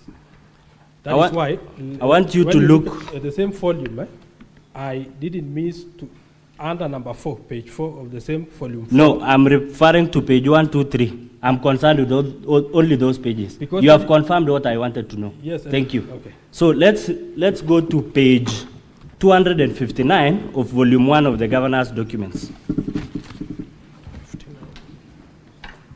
Page 259.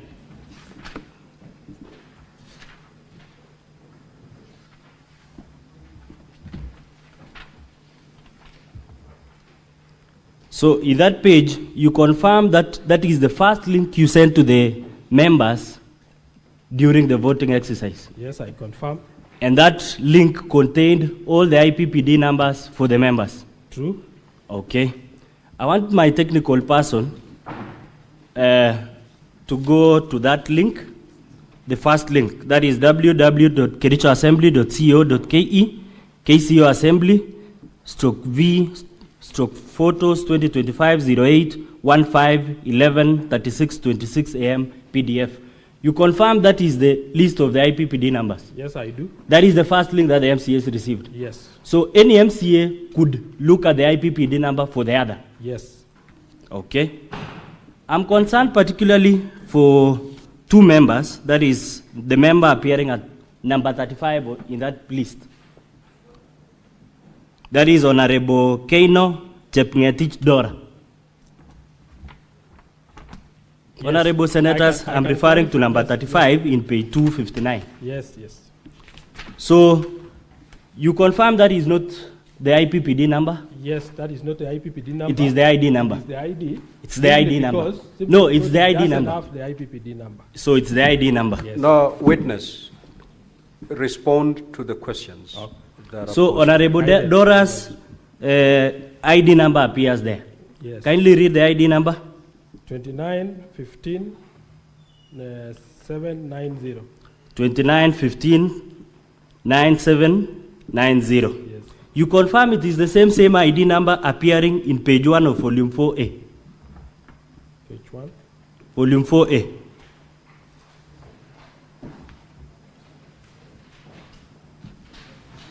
Volume 4A, page she's appearing at page 2, number 36. Yes. So I want my technical person to use the link that we were using yesterday with this witness and input these details as the logins. So the username for Dora Keino, use 2915 being the ID number, 2915 9790. Yes. And the ID number also, 2915 9790 as the password. Yes. You confirm that I can log in. That is why we say it's available. So I can still log in. You can still log in, but you can't. So if I had the ID number of Dora that day, I could log in and vote on her behalf. The reason why we issued the username and password. Kindly answer the question. So if I had the ID number for Dora that day, and the ID number as the username and the ID number as the password, you confirm that I could have voted, since that is a public IP link. Yes, I can confirm. So you can confirm that I could have voted that day. I want us to go to the next person, being Honorable Paul B. Yes. Honorable Paul B. His ID IPPD number, I'm referring to page, this is Paul B, page 104A, page 104A, number 15. The ID number is 100-13791. Kindly confirm. I confirm. You confirm. You confirm also that is the number indicated in page 259 of volume 1 of the governor's bundle of documents, Honorable Paul Kipto B. That is the username indicated. Yes, I confirm. Kindly, my technical person, indicate that the ID number being 100-137-91 as the username, and the password being the same ID number. So you confirm that also, if I had the ID number for Honorable Paul B, I could have voted. Yes. You confirm that? Yes. So as the ICT personnel, you have had all these ID numbers from the inception or the swearing in of these members. That means as an ICT person, you could access using the login credentials of those MCAs and vote. I'm a custodian of this information, and it is either yes or no. You have the ID number? For integrity reasons, no. For integrity reasons, but if you are not, we cannot confirm if you have integrity. We cannot. We cannot. So if you are not a person of integrity, could you have voted? As a system admin, I was logged into the system. I couldn't have voted. You couldn't have voted, but someone else with that link and the ID numbers could have voted. True. True. That is all for this witness.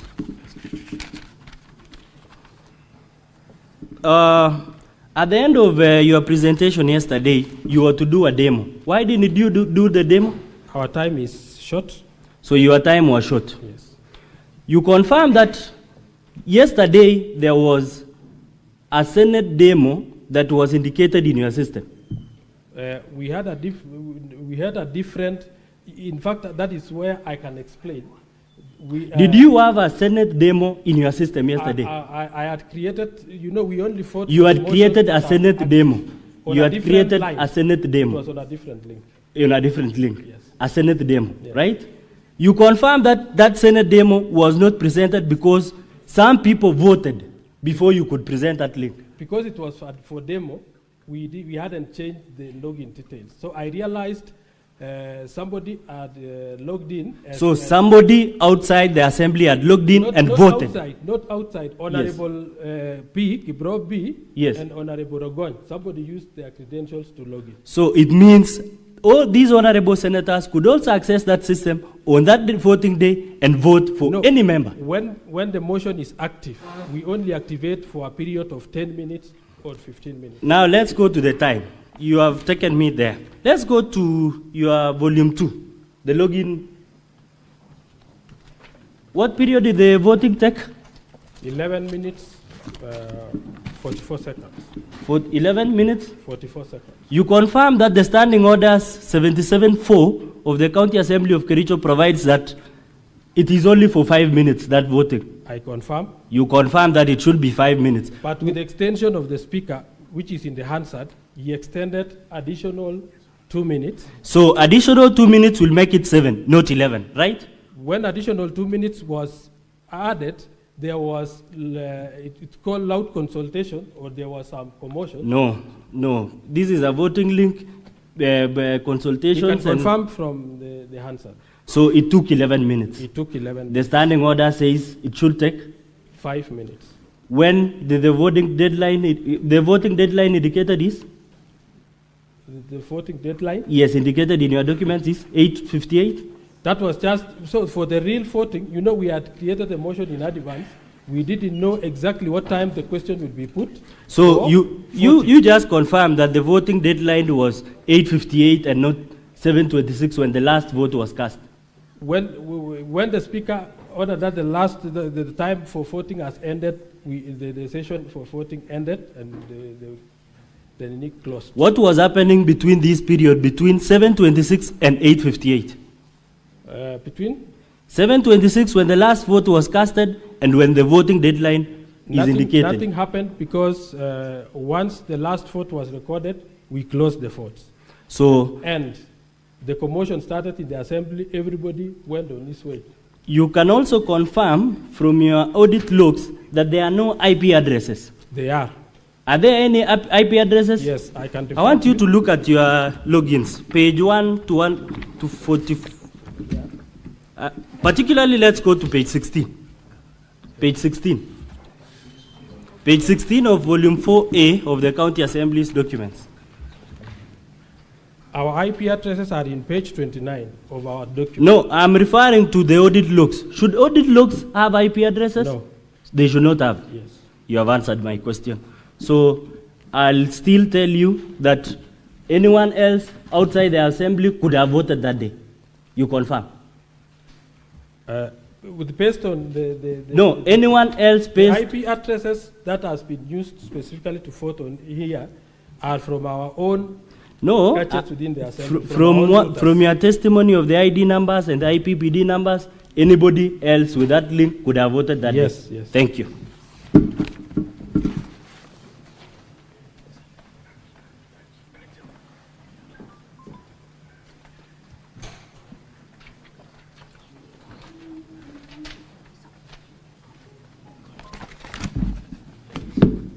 Honorable Speaker and Honorable Senators and my colleagues, my name is Wajiko Thiongo.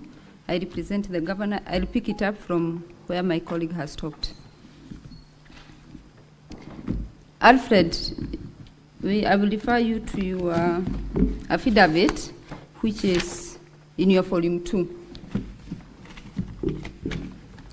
And it is your testimony, as my colleague was cross-examining you, that the username was the IPPD numbers. Yes. And the password was the ID. Yes. Is that correct? Correct. I refer you to paragraph 11 of your affidavit, and it is your testimony that, his affidavit is on page 81. Learning from page 79, but I'm referring to page 81, paragraph 11. The Assembly Battle, volume 2. It has the affidavit of the witness. Volume 2 of the Assembly Battle. Page 81, paragraph 11. Alfred, is your testimony that the electronic voting was rolled out following the amendment in the standing orders. Is that correct? Yes. When exactly was this electronic voting framework become live or become available for voting? It is only the time when we got the first division in the assembly, which happens by coincidence. It became the No, it's okay. government. As you are the ICT, from the ICT department, when did you develop this system of electronic voting? Was it on the material day or? We have been working on it. When did it become available? A specific date? So it became available for the voting 2 days to voting. That is when we created the link, when we were testing whether the members. So it became available 2 days before the voting? Yes. You can then confirm that the members of the assembly did not have the opportunity to interact with their system prior to this voting? Yes, I do. And it was the first time it was used? They have been using other systems in the assembly. To take that further, you can confirm there was no opportunity for the MCAs to then develop their personal password or change the password before any activity is undertaken? I confirm because the standing orders gives only 5 minutes for voting. It's okay. Was there opportunity to change the password, yes or no? No. There was no opportunity. So that, if I take you back to your paragraph 4, Honorable Senators, it's on page 79 of the same bundle. When, at paragraph 4, you take it down to paragraph D, 4D, when you indicate that the platform then would be utilized to supply for voting, but when you go back to B, it would be utilized for attendance of register and circulation of order papers. Had the system been utilized to circulate the motion for this particular issue, for the impeachment of the governor?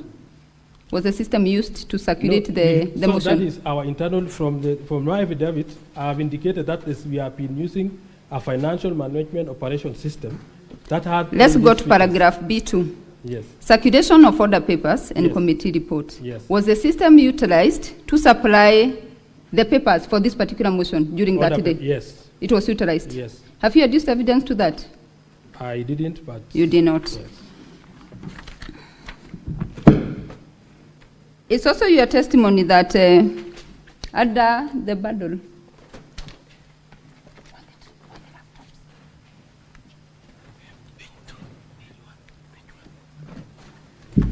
Honorable Senators, I'm referring to the Assembly Bundle, Volume 4A. This is the list of the members who received the laptops.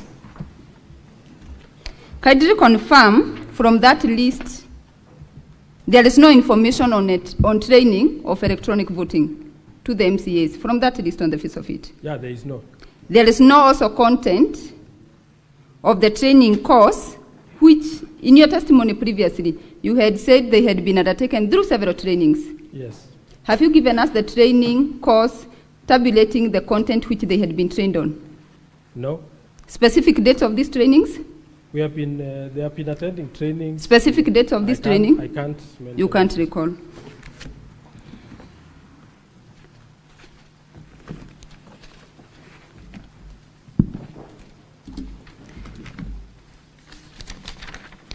We can move to the logs, which is in paragraph, the same volume 4A.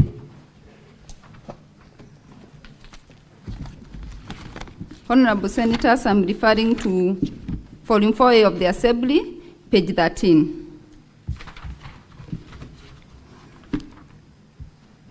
So that we understand how these logs were obtained,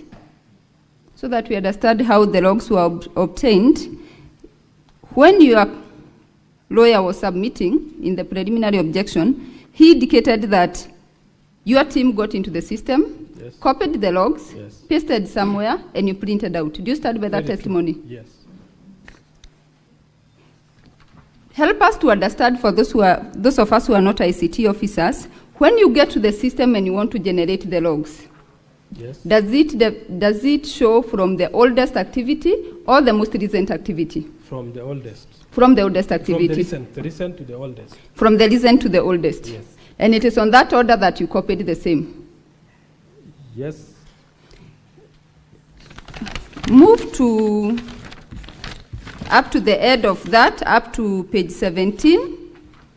Confirm you have not attached a certificate of electronic evidence for us to understand the manner in which the logs were copied, to which device you pasted, and from which printer you printed. Did you prepare such a certificate? Did your lawyer guide you to do that?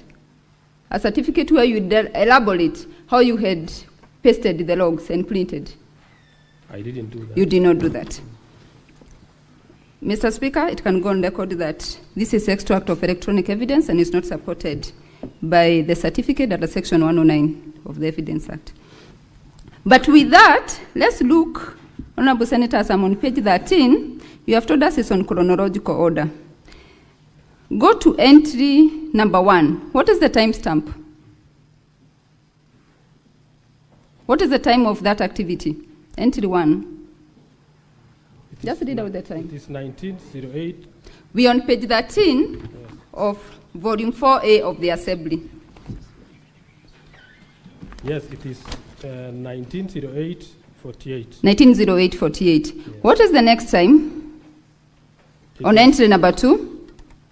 1936-06. 1936-06. Entry number 3?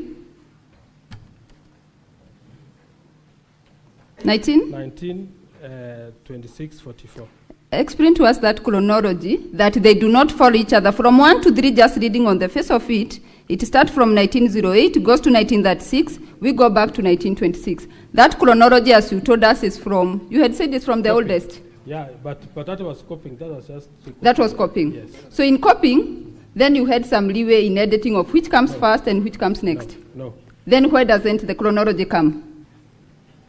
Anyway, we can confirm that the chronology lacks from, even on the face of it, from entry number 1 to number 3.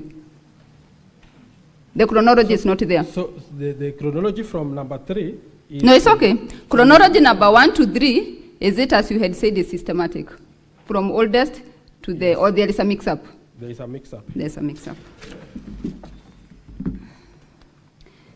It's also your testimony that the system was developed internally by the Assembly, yes, your department. Yes.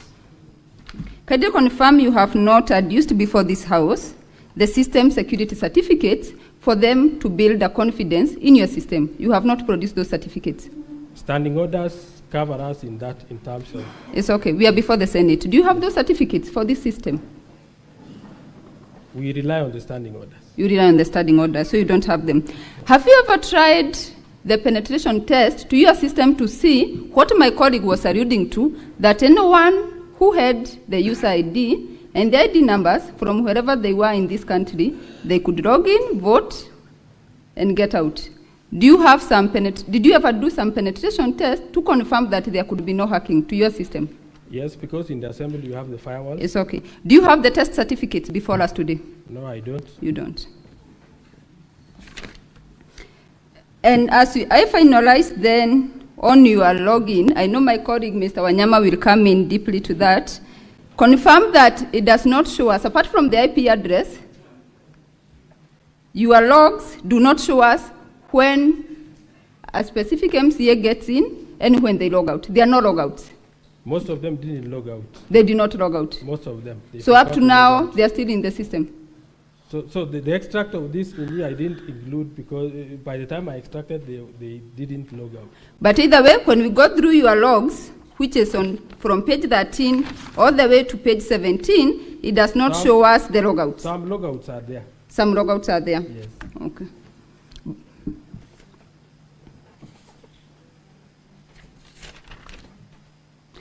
And then finally, the audits, this system audit as you are calling it, who did the audit? As you call them, the system audit logs. Who generated this report? It is the system that audits automatically. So it was you who developed these logs?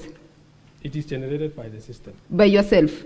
You are the one who went to the system and printed it out? Yes. Did you subject it to a third-party audit for them to give us a third-party opinion, expert opinion, that indeed this is what is in the system? Was it subjected to a third-party audit? No. It was not. And as I wind up then, you have been shown, or your lawyer may have shown you affidavit of allowed 17, 18 MCAs who allege to have not voted. You are aware of that? As you stand here, you are aware that the 18 MCAs saying they have not voted, or 17? The 18. The 18. Do you have any evidence from your system which you can demonstrate to us that they personally voted, not their credentials, that they are the ones, you can link them to that vote? Can you link the particular, like you are shown, that one for Dora, can you link them to that particular vote personally? No, I can't. You cannot link them to that particular vote. So that with that, let's go back to your, as we try, just one more, Honorable Senator. Well, I'm at volume 4A.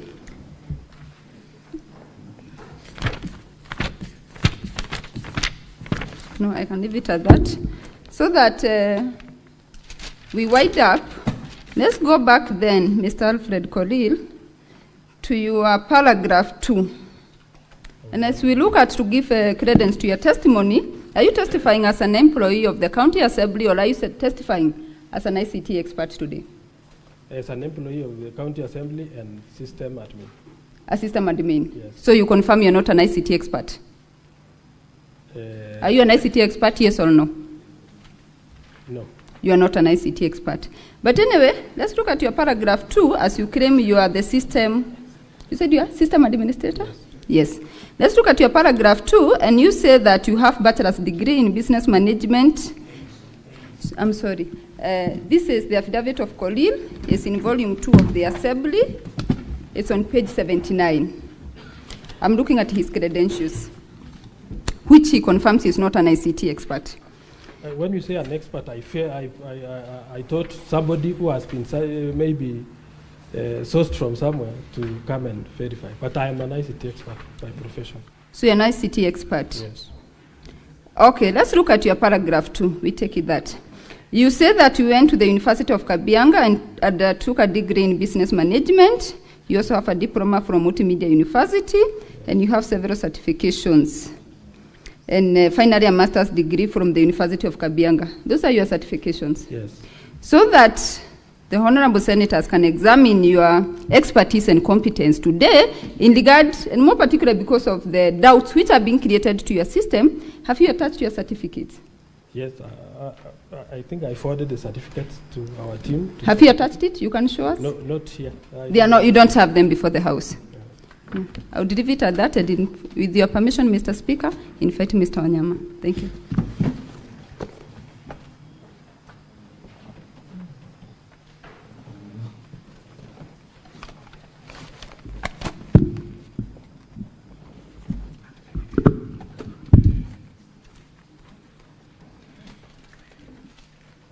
Can you again remind us the qualifications that you have on the ICT sector? I have a degree in business information systems. Business information system, eh? Yes. Okay.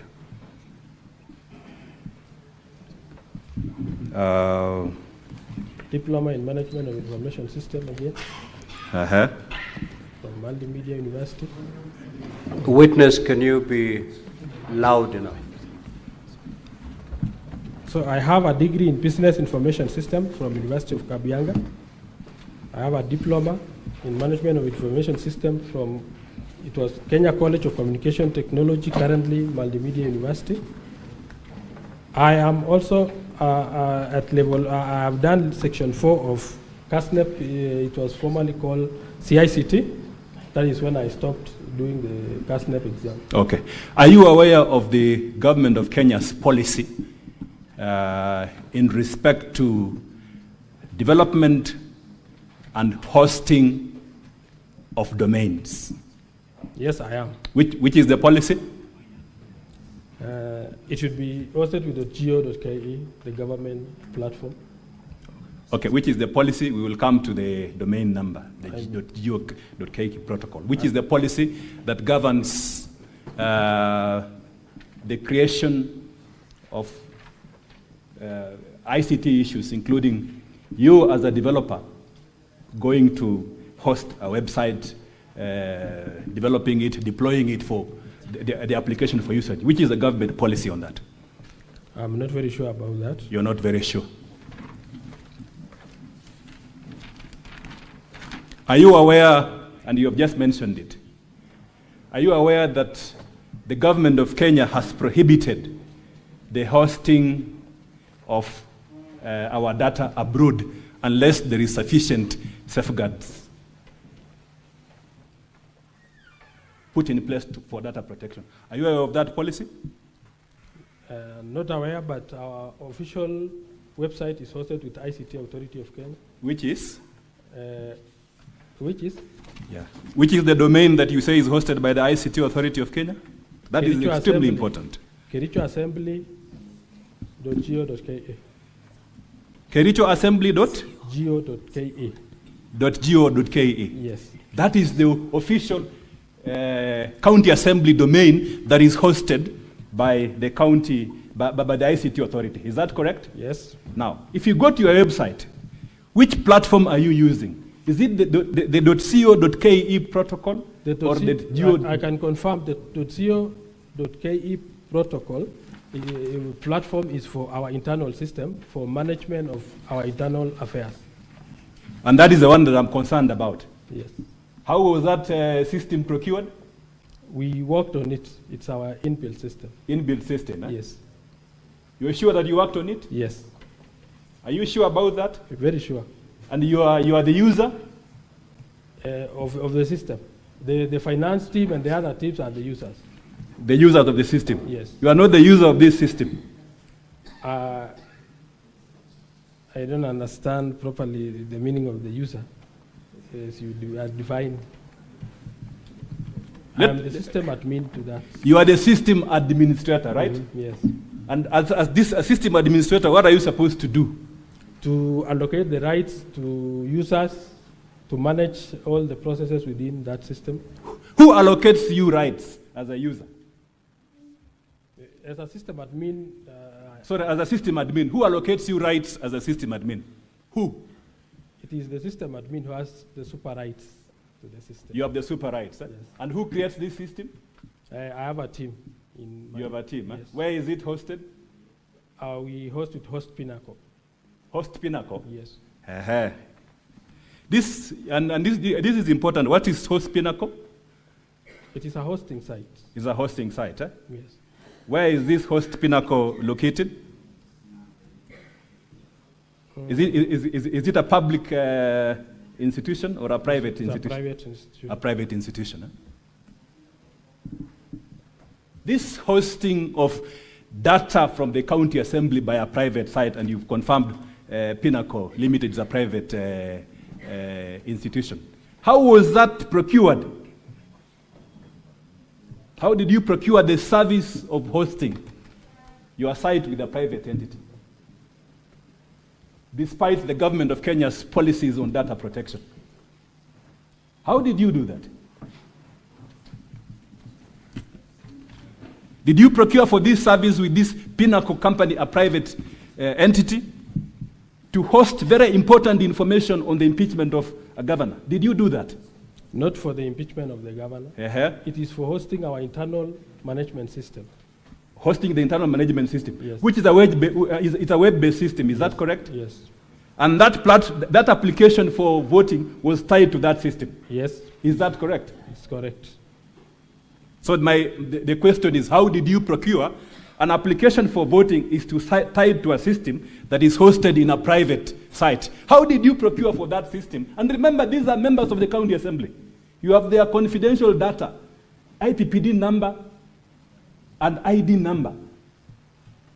Do you have a service level agreement with this private company that ran this platform? Yes, we have. Where do you have it before? I didn't know it will be needed. You didn't know it will be needed, eh? Yes. Now that you have confirmed that you have, how did you procure? Did you procure their services in accordance with the provisions of the Public Procurement and Disposals Act? We just paid for the site, for the space, direct. You used public funds to pay for the hosting funds. without procurement? In fact, we use because the hosting fee is not much, we paid directly. I paid directly, personally. From your private sources? Yes. You paid from your private sources to host a government activity in a private site. That's your testimony? Because of the speed. You know, the ICT authority don't charge us to host there, but sometimes the downtime is too real. So we may have, even the website you may have seen, at some point it is. Just explain, okay, just explain, because that issue is very significant, Mr. Speaker. Just explain the safeguards that you have with this private entity that is hosting confidential data of MCS. Do you have any service level agreement? Yes, I have said we have the service level agreement. What safeguards do they have on data protection? I think I can get even from the website. No, from your own. You can tell us. You are before the Senate. Yes. What safeguards? You are the ICT experts. Remember, we are lawyers. Yes. We want to know. We want to come into your world and you tell us what safeguards do we have to ensure that that confidential data of MCS is not used by anyone else? Nobody can access unless he has the right to our site. Have you gotten approval of the data commissioner in this regard? We relied really on the standing orders.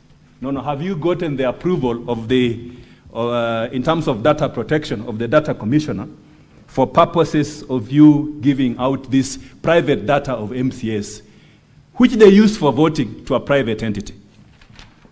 If it's a yes or no answer. No. Do you know this private entity? Is it a Kenyan company or a foreign company? We have a branch in Kenya. Yeah, it's a branch in Kenya. Yes. Yeah.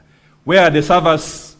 Could you happen to know where the servers are for this company are kept? Yes, they have their mini servers in Kenya and the others in the US. They have the servers in the US, eh? Yeah. Are you sure about that? Yeah. As an IT expert, if you are given a laptop and then you check, is it possible for you to tell where the servers are located? It is possible. It is possible to check, eh? Yes. As an ICT person. Yes. Yeah. Have you checked to confirm where these servers are located? I will make sure I confirm. Have you confirmed? We have the host. Are you aware that the servers are actually hosted in Germany? Yes, I'm aware from the previous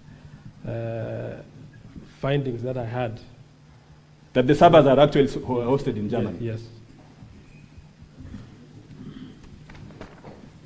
And do you know the person who hosts this private MCS data in Germany? I don't. You don't, eh? Yes. And you say that you have a service level agreement with this private company? Yes. And they are supposed to be telling you all this? You are the ICT person? When we will request for that information, they will. And you are not aware?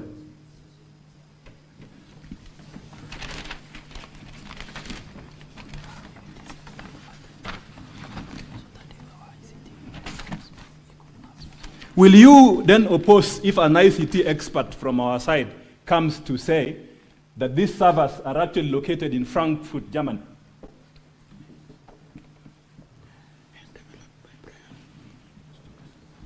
Frankfurt, Germany, and they are developed by a person known as Brian Njeru. Will you confirm? Because that information, if you're an ICT person, you give me a laptop, I will quickly check, then I say, I see Kenya, I see Germany, I see Brian Njeru. Can you confirm that information? I have to log in and confirm. Have you logged in to confirm? Or you haven't? I haven't gone to that detail you have gone. So again, back to the same question. So there is no security of, you have no guarantee on the security of the data by the MCS in this private setup. You have no guarantee, right? I choose not to answer that. Okay. The senators have heard it.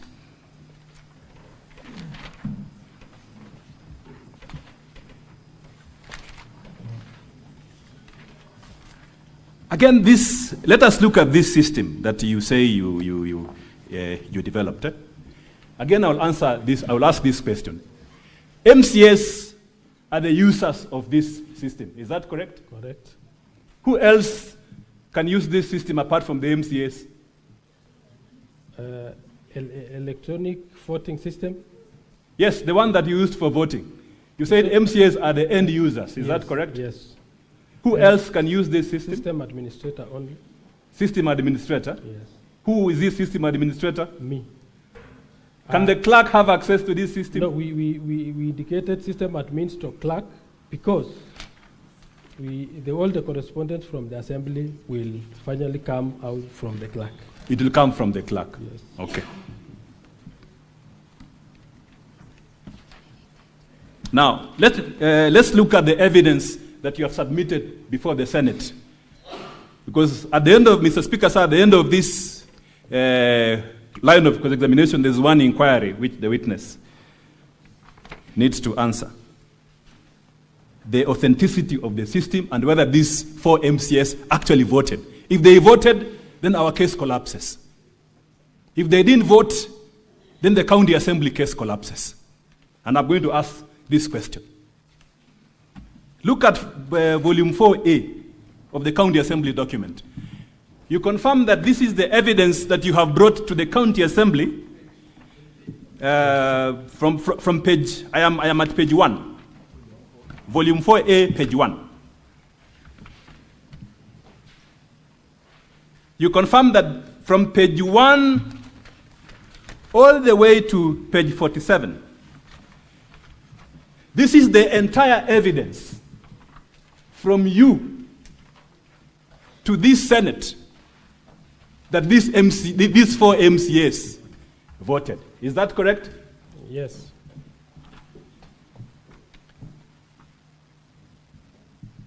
Secondly, you confirm that you are a very important witness in this Senate on that question. Do you confirm that? That for the Senate to believe anyone, then you are an important witness in this Senate for that question. Yes. Do you confirm that? Yes. So at page 1 and 2, and page 1, 2, 3 of volume 4A,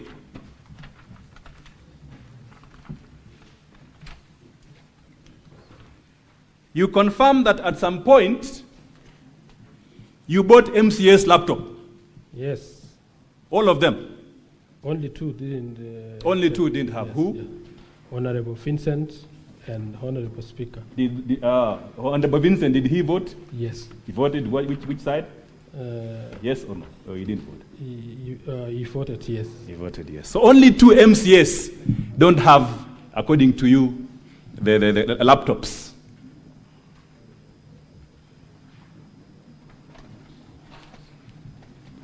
And in your testimony, this is important, you confirm that at the county assembly premises, there is no place where you can place a laptop. Yes, I can confirm. That you can, there's nowhere you can place a laptop. Yes. Thank you. That on this voting day, Was there an MCA with a laptop in the floor of the house? ICT officers were you were inside the there. chambers. I wasn't there. You were I not was there? in the chambers. So you can't tell. If you can't tell, I'll move on. I can't tell. You cannot tell. I'll move on. So where were you? You said you were not there. Where were you? I was in a different office. In a different office. Monitoring whether members are able to log in. Members are able to log in. Yes. Second question before I go to the third question. These laptops, as the ICT person, have you confirmed that they are all functional? Yes, I did. They are functional. Yes. There is no MCA who does not have a functioning laptop. Software is updated, everything is okay, it works very well. I can confirm that some members are not even working with those laptops. They don't use the laptops, eh? They use their phones. They use their phones. I will come to the phones shortly. Okay. So there's a possibility that these laptops are not fully functioning. It is fully functioning, but most members choose maybe. But are you aware that these laptops are functioning or not? Are you aware? They are functioning, yes. You are aware? I'm aware. Okay. Have you installed, are you updated softwares in these laptops? We usually do that. You usually like do that? antivirus, we update every time it expires. Any other updates they require. Maybe which software do you use? We use Kaspersky. Kaspersky. Yes. Thank you. You confirm that the document at page 1, 2, and 3 contains ID numbers of MCS. Yes, I can confirm. And you confirm that under the data protection laws, ID numbers are confidential information. Because it was for internal issues. Wait. Yes. Do you confirm that ID numbers are confidential information? Yes, I do. Okay. And for this system that you say you created, these ID numbers were the passwords to this system for voting. Do you confirm that? Yes, I do.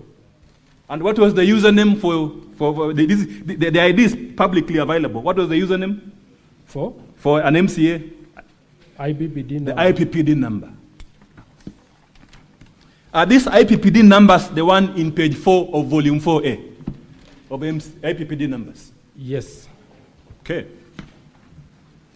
Again, you confirm that both the password and the IPPD numbers for each MCA are publicly available. Publicly available, it is in your database. We have them. They are publicly available to members of staff of Kericho County Assembly. Those who can interact with the system, they can access. They are publicly available to you as the administrator. Yes. And they asked you a question then. If I've listened to you carefully. If you have the IPPD number of an MCA and the ID number of an MCA, would you have voted for that MCA? As a system administrator. If you have the two links, I'm not saying you, anyone. Yes. You have the IPPD number of the MCA, you have the password of the MCA, and then you have the link. Could you have voted for that MCA? The link had timelines, and we expected all the honorable members. Within those timelines that you are saying, yes. If you had that access. But the link was only available to their members' individual phones. No, we will come to that availability shortly. You confirm that if anyone had this, they will vote. Yes. For the integrity of this system, the voting, yourself as the ICT administrator, you could have voted for any of the MCAs. Is that correct? I'm using the word you could have voted because of the information that you had. You could have voted for any of the MCAs. Is that correct? Yes, it is correct. Now, go to page 12. Go to page 12. Page 12 of the volume 4A. We now have, Mr. Speaker, sir, we have the information to access the system. Now the system is being deployed, and the evidence here is at page 12 of the volume 4A. Is that correct? The link. Is that correct? That now at page 12, we are now activating the system? Yes. And you activated by sending, what did you do? You send what? An SMS. You send an SMS. To who? All the honorable, the phone numbers of the honorable members. And this SMS was for what purpose? To provide the link to access the voting. Was this a bulk SMS like the one we usually receive from people who market services? We have a customized SMS for the assembly, ACU assembly. I'm asking, is it a bulk Yes, SMS it is, system? it is. Okay, thank you.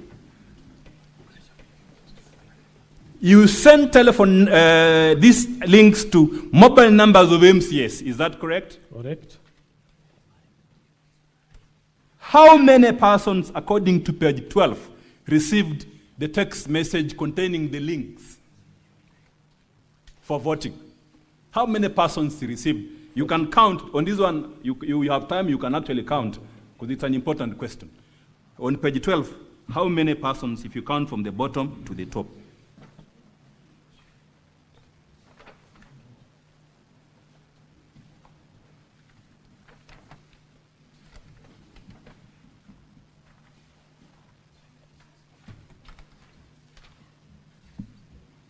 Eight. 48. And how many members of the county assembly are there? 47. 47. Who was the 48th person that received a link to vote? Me as the system administrator. You received a link to vote as a system administrator. To confirm whether the link was opening. I actually added myself there intentionally to make sure the link I'm forwarding can connect to the link.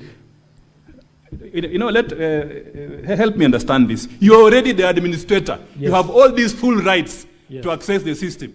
Yes. Right? Why would you need a link? To confirm whether the message I sent is really, the link attached to that message is really working. But you had access to the system anyway. Yes. As the administrator. Anytime Yes. you had access to the system. Let's focus on these 4 MCAs. Let's focus on them throughout. We'll focus on them because ultimately I'm going to finish with an important observation and a question. Did these 4 MCAs also receive a link to vote? And who are they that that have disputed? Who are these 4 MCAs that have disputed they never voted? And but instead someone voted for them. Who are they? Honorable Pasuben. Honorable Hilary Pasuben. Honorable Hilary Pasuben. Honorable, what is full name? Hilary Kibet Pasuben. He is the one that appears at page 27, volume 4A, that's 27, right? Page 27, volume 4A. Is that correct? Let me confirm. Yeah, go to volume 4A at page 27. Yes. You are saying these are his results, that he voted yes? Yes. Okay. And then the next MCA is who? Amos Birir. Amos? Birir. Birir. What is his full name? Amos Birir Kimutai.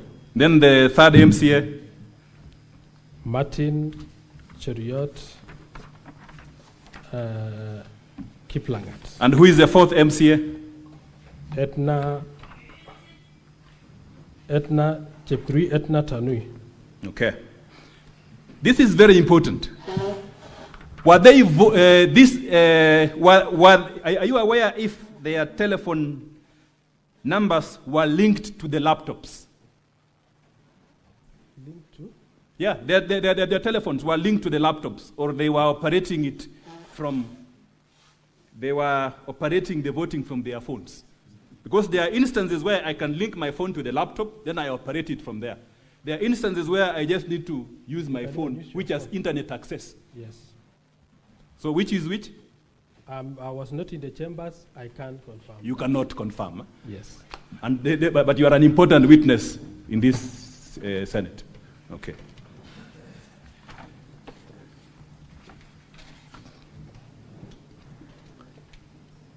From the before I go to the results again, because now these MCAs have now received the message according to you, and you have put the evidence there that you send the message to them. Yes.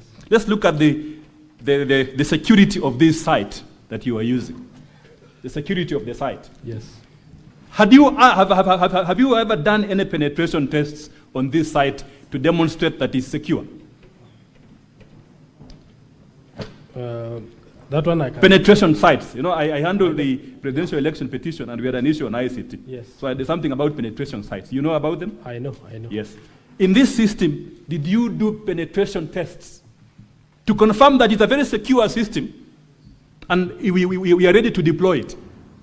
We confirmed because the IP. Did you do penetration tests? No, we didn't. You didn't, eh? So you don't have any report on the security of the system? Yes. Training of MCAs.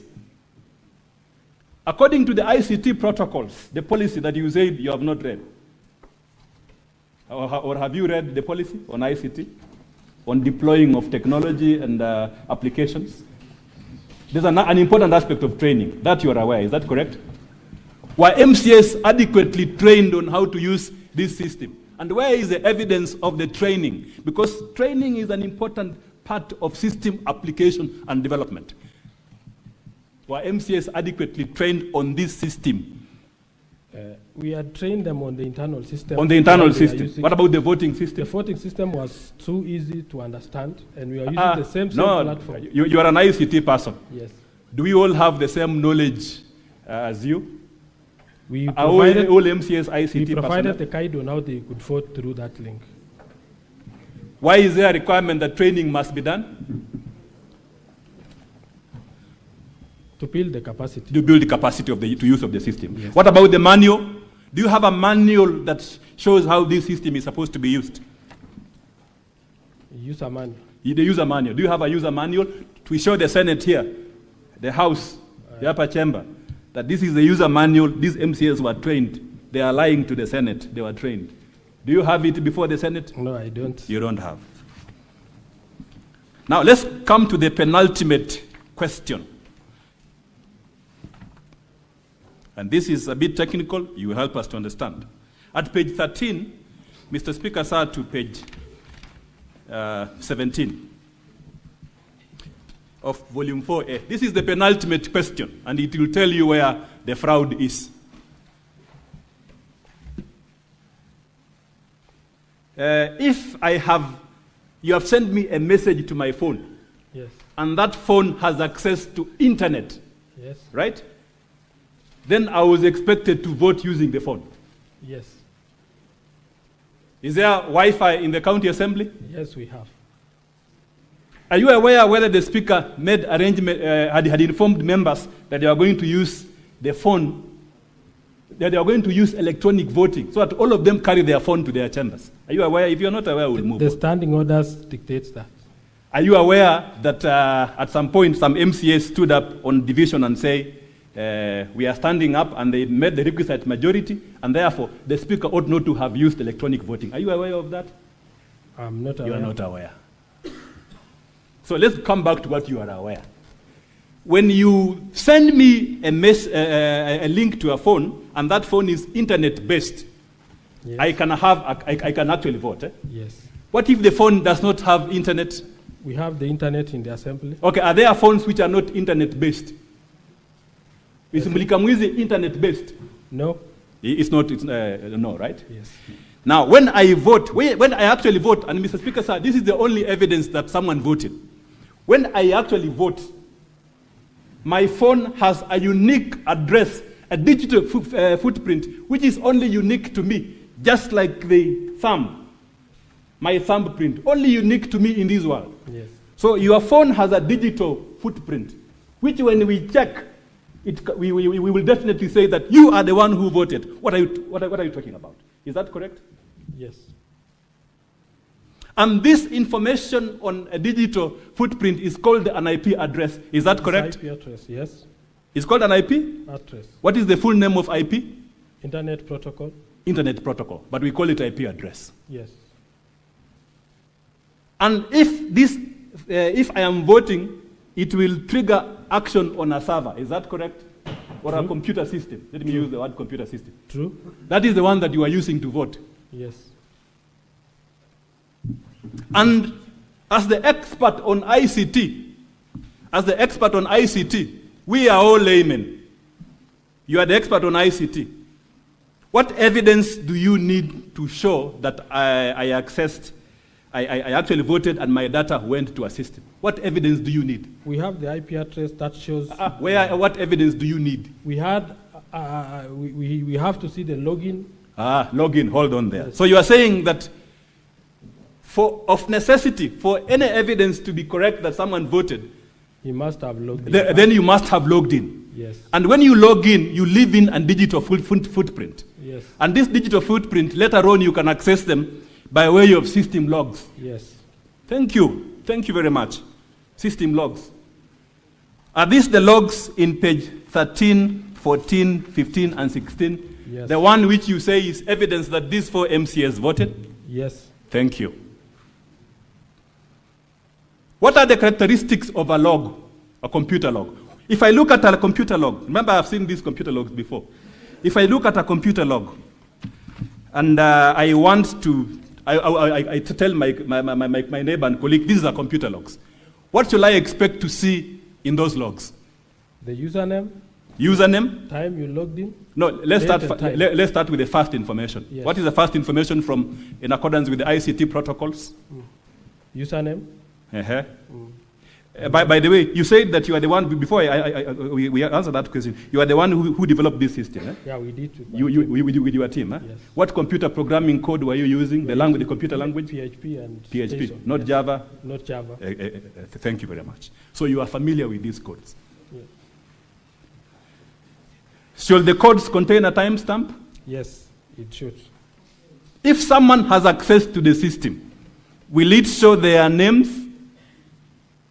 Names as in... From a computer technology perspective, yes. Will the logs show their names or the details that you put in before? That is the IPPD number and the ID. The IPPD number. IPPD number only, not the password, right? Not the password. Not the password, yes. the IPPD number. Yes, is the IPPD number in this? Yes, it is.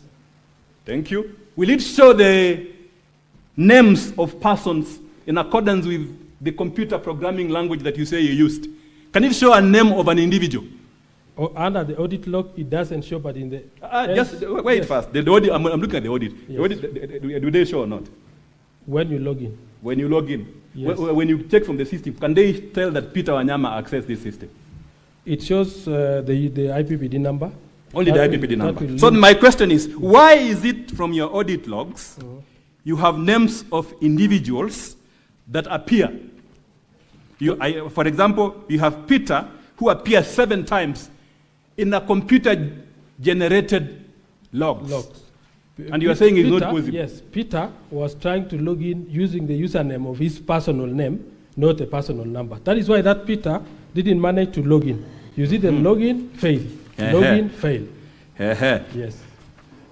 And you are now telling us that MCAs were adequately trained. If this Peter was an MCA, he was trying to log in using his name, and here you are telling us that they were adequately trained. Do you still maintain your statement that the MCAs were adequately trained? They are trained. And some MCA tried to log in using his name? Because of the suggested username before reading the... Who else attempted to log in using their names? I saw Anthony, let me just confirm. Anthony Ruto.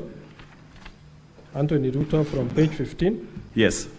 I see Kemoy Peter.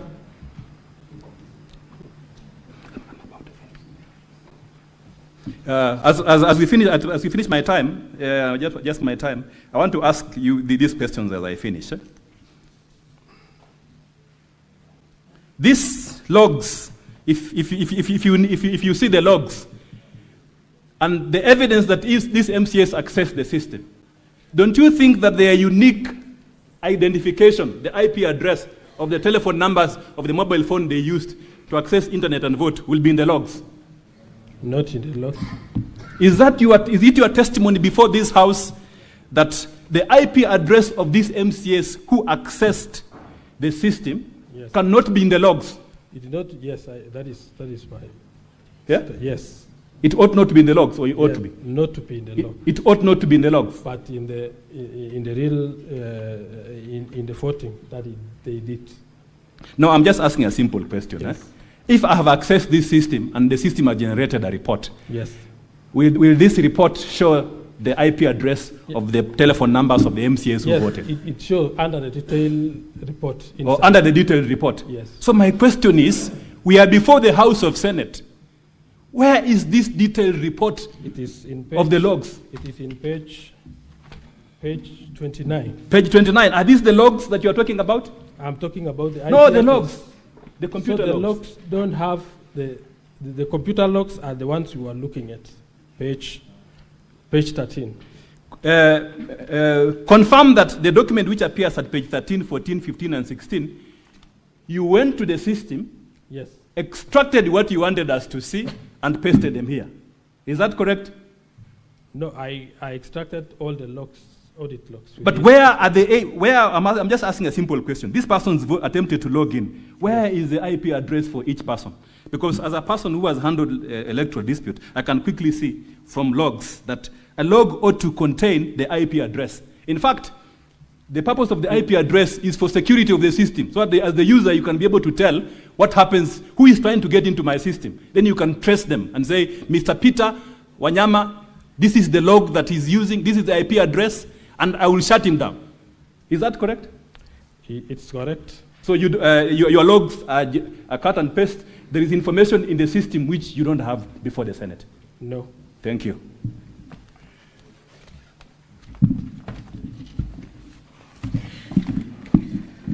Mr. Bate, I will be struggling with time, so I will just go straight to the question I want to ask you. Good morning, Mr. Bate. Good evening. Now, paragraph 15 of your affidavit and your testimony this morning, you said only 48 people had access to the site, isn't it? Yes. And that is the 47 MCS and the system administrator. And the system administrator. And you appreciate that our case is that 4 MCS were voted for you. You appreciate that is our case, isn't it? You understand that our case... That they were voted for. Yes, you understand that, From isn't my it? end, I know they voted. Yeah, I understand. Your defense is that they voted. Yes. And you know we are saying they were voted for. Isn't it? You understand that? Yes. Now, if it were to be the case that indeed it is only you, other than the MCS, that had access, the only other person who could have voted for them, if it were to be the case that they were voted for, is yourself, Mr. Bate, isn't it? No, I can't vote as an admin because it will show that it's the Why wouldn't you, Mr. Bate? Why wouldn't you? Because I was logged in as an admin to monitor the way they are. But you had all the protocols. You had the username. I had, yes. And you had the ID number. Yes. Both the password and the username. Yes. And if you chose to, you could have voted, isn't it? Yes. Okay. Now, similarly, when my learned friend Mr. Kirui was demonstrating, he showed you that you can, when you log in into one of the sites, you can get the full list of the payroll numbers, isn't it? Not site, but in our database we have. Yes, you have. Yes. So if Mr. Ogony had access to that database, or if you, his friend, gave him the password and the username for Honorable Kibet, he could have voted for Honorable Kibet, isn't it? Once they have the as a question of possibility, it is possible, isn't it? It's possible. Okay. Now, I would like to ask you, your volume 4A, you have given us items number 6, 7, and 8. 6, 7, 8, and 9. Are you there? Yeah. 6 is the biometric attendance register. Yes. 7 is system extract of system voting results. Yes. And 8 is extract of detailed votes cast. And 9 is screenshot images of indicator board display. Yes. You can see that? Yes. Could you confirm that, similar to what my colleague Thiongo asked you, you do not have a certificate under Section 106B of the Evidence Act confirming the authenticity of this extract? Could you just attend to my question? I have the certificate. It was on all these items 6 to 9? Certificate of electronic voting. I have confirmed from. Yes, could you tell us which page it is? Page 114. Page 114. Does it cover all the? Volume 2. That is volume 2, page 114. Started at 9. Your first display was at 1915. You displayed the screen at 1915. Yes. Could you confirm that the first display displayed 6 votes? Yes, I do. Could you confirm that you have no display showing escalation of the votes from 1 to 6? The first entry is 6. No, the inside that one, because the display... I'm just asking you what you said. Yes. Could you confirm that we do not have any display showing graduation of the fourth from 1 to 6? Yes, because... We don't? Yes. Okay. Now, Data Protection Act, are you familiar with Data Protection Act? You're dealing with data, you are an ICT expert, so you are familiar with that Data Protection Act, isn't it? Yes. It is also a common ground now. We have agreed through the cross-examination of my colleague Wanyama that this server, the domain is hosted in Germany, isn't it? Developed by a gentleman by the name Brian, isn't it? Yes. You also have not given us the protocols of your relationship with the host of that domain, have you? You have not. Now, do you have the permission of the Data Protection Director for the hosting of Kenyan's data in Germany? No, I don't. You don't. Now,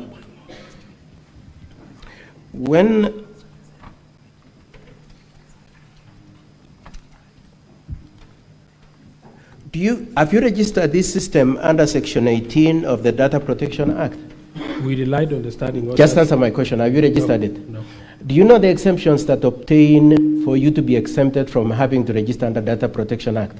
That it requires that you have employees of less than 10 people and a turnover of less than 5 million.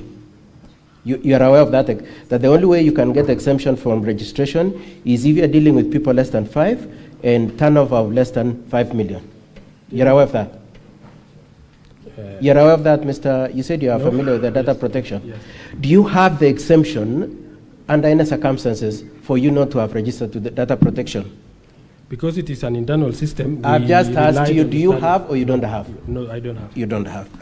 Now, as we speak today, you said you developed the system a day before the voting, isn't it? Not at the, we actually ran it the day before. Sorry? The system came live the day before. The day before? Yes.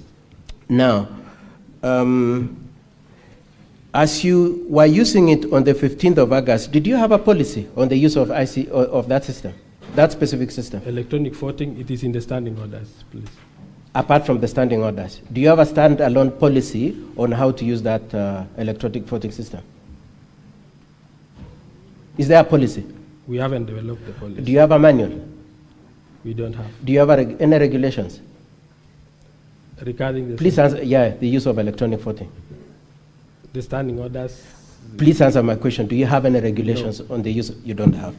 Now, it is true that Honorable Senators, I want to take you to Volume 1. Volume 1 of the Governor's Report, page 109.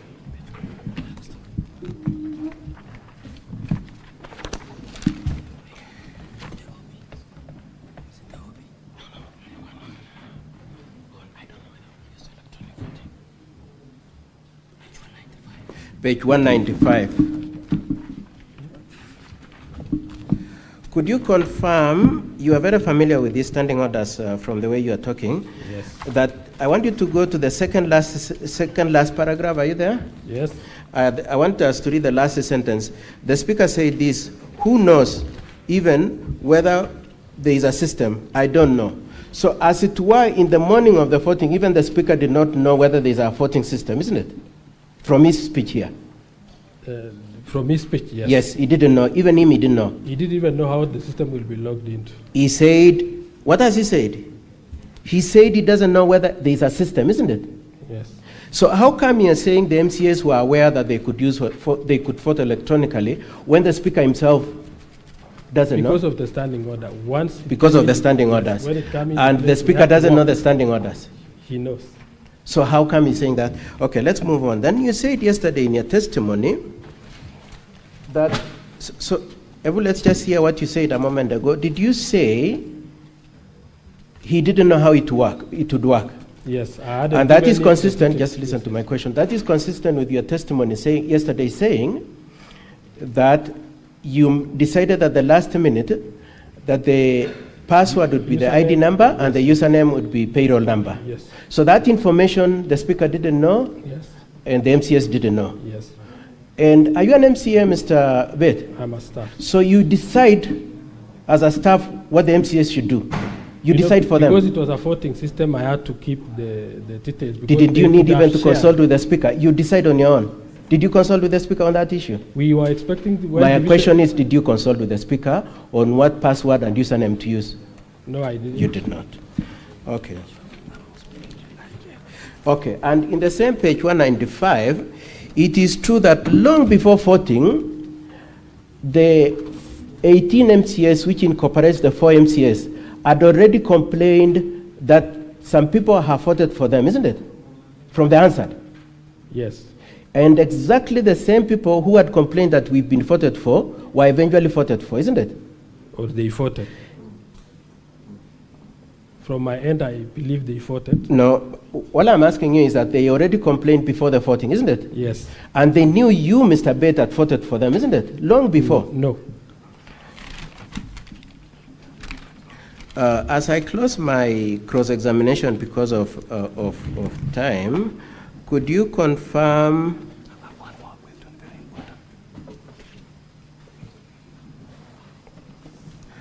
that as my learned friend, Mr. Kirui, took you through, we have delivery of the laptops which year? September 2024. September 2024, and there's a list of ID numbers, isn't it? And then we have, that ID number is used normally either when you're delivering things like laptop or paying the MCS, isn't it? We use the IPPD number mostly as their primary. So occasionally you used ID numbers for the laptops, isn't it? Yes. And other times they use payroll number, isn't it? Yes. Okay, and that information is accessible to members of the county assembly, isn't it? Not publicly. I'm not talking about only those who has the rights to the system. Yes, and it's not only you, isn't it? Even HR has the they have details. Yes, and so even HR could afford it, isn't it, from this system of yours? Lastly, Mr. Bett. Korir. Yeah? I'm Korir. Eh? Korir? Yes. Oh, my apologies. I've kept on calling you Bett. Okay. I know we are smiling at each other, but the question I want to ask you is fairly nasty. The instructions I have is that you actually voted for the 4 MCS. I put it to you that you voted for the 4 MCS, Mr. No, I didn't. Is it true that you come from Mulot? No. You are not, nobody, so it's wrong for my client to refer to you as a Mulot boy? Yes, it is. That's wrong. Yes. That's not true. That's not true. And clearly you are very eloquent, but you manipulated the data. No, I didn't. I want to leave my questions there. My learned friend has just one question, and then we close. Yeah, Mr. Speaker, sir, just one question. 1 minute. You said, earlier on I asked you about call logs which ought to contain the IP address. Is that correct? Yes. And you said that these call logs are in the Senate. Is that correct? The IP address. The IP address. Yes. They're in the Senate. Is that correct? Yes. Now, are these the call log, the IP address in page 29, 30, and 31, and 32 of volume 4A? Yes. Mr. Speaker, sir, this is extremely important for us. These call logs, these IP addresses must be unique to each MCA. Is that correct? Because of the different gadgets they used. Is that correct? So in our wait. Yes. Is that correct? They must be unique to each one. You send a message to each one. The message was within the same link. They could even. So this is the question. This is the question. Yes. At page 30, there's an IP address, Mr. Speaker, sir. This is now where the fraud is. There's an IP address, serial number 41, page 30, the last end. Yes. An MCA for Kedowang Kamugul. He voted yes. Yes. The IP address is 41, 139, 237, and 129. Yes. Is that correct? Yes. At page 31, that same IP address appears for MCA for Soliat. Is that correct on line 2? Yes. It appears for MCA on line On line 5, for another MCA. Yes. I can explain that. And wait. Yes. You will explain to the senators Okay. when they ask you. I just want to lay basis. Yes. This IP address then appears 9 times. 9 times. Yes. You confirm that? I confirm. So on the face of these logs, an MCA, 9 MCAs voted using one gadget. Yes. We had a laptop in the chambers. And there's and the evidence before court is that before the Senate is that only 3 MCAs was listed. Do you know that? The chambers, we have one router which has a static IP which we normally use for the live stream. So static IP doesn't change. The others have dynamic IPs. Now go to volume 2 as I finish up. Go to volume 2, page 88. The MCAs who were assisted to vote using one machine. Because the logs show that 9 MCAs voted with one machine. Not machine exactly, but look at page 8. Look at page 88. Yes. Look at page 88 of volume 2. Paragraph 8. In the affidavit of Martin Langat, how many MCAs were assisted according to that affidavit in the chambers to vote? How many? Paragraph page 88, paragraph 8. We had 2 ICT officers in the chambers. I'm asking how many MCAs according to the affidavit before the Senate? 3. Only 3. Yes. Thank you. Counsel for the County Assembly, any re-examination?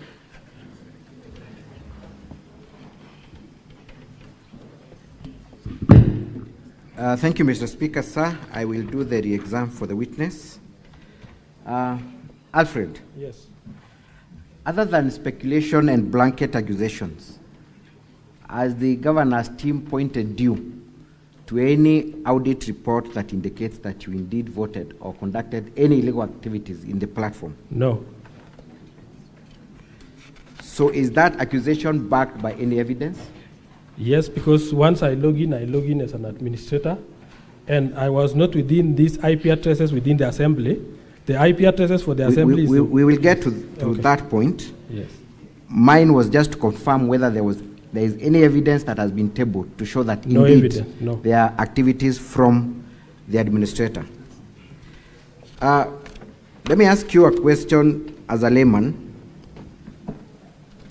Is there a system on earth that does not have a system administrator? No. All systems must have an administrator. Yes. And what are the specific roles of an administrator of any system? Specific roles is to assign the users, to create the users in the system, assign the rights. If it is, for example, the voting one, rights to vote, who is supposed to vote, who is not to. Does that include internet banking? Internet banking. Do we have a system administrator for that application? There is always someone at the end who is doing the administration work? Yes, even in the central bank, we have somebody we consult usually when you have problems. And isn't it true to state that the system admin has super rights in all the systems? Yes. So it is then not unusual for you to have super rights as an admin? Very true. That is indeed standard, correct? Yes.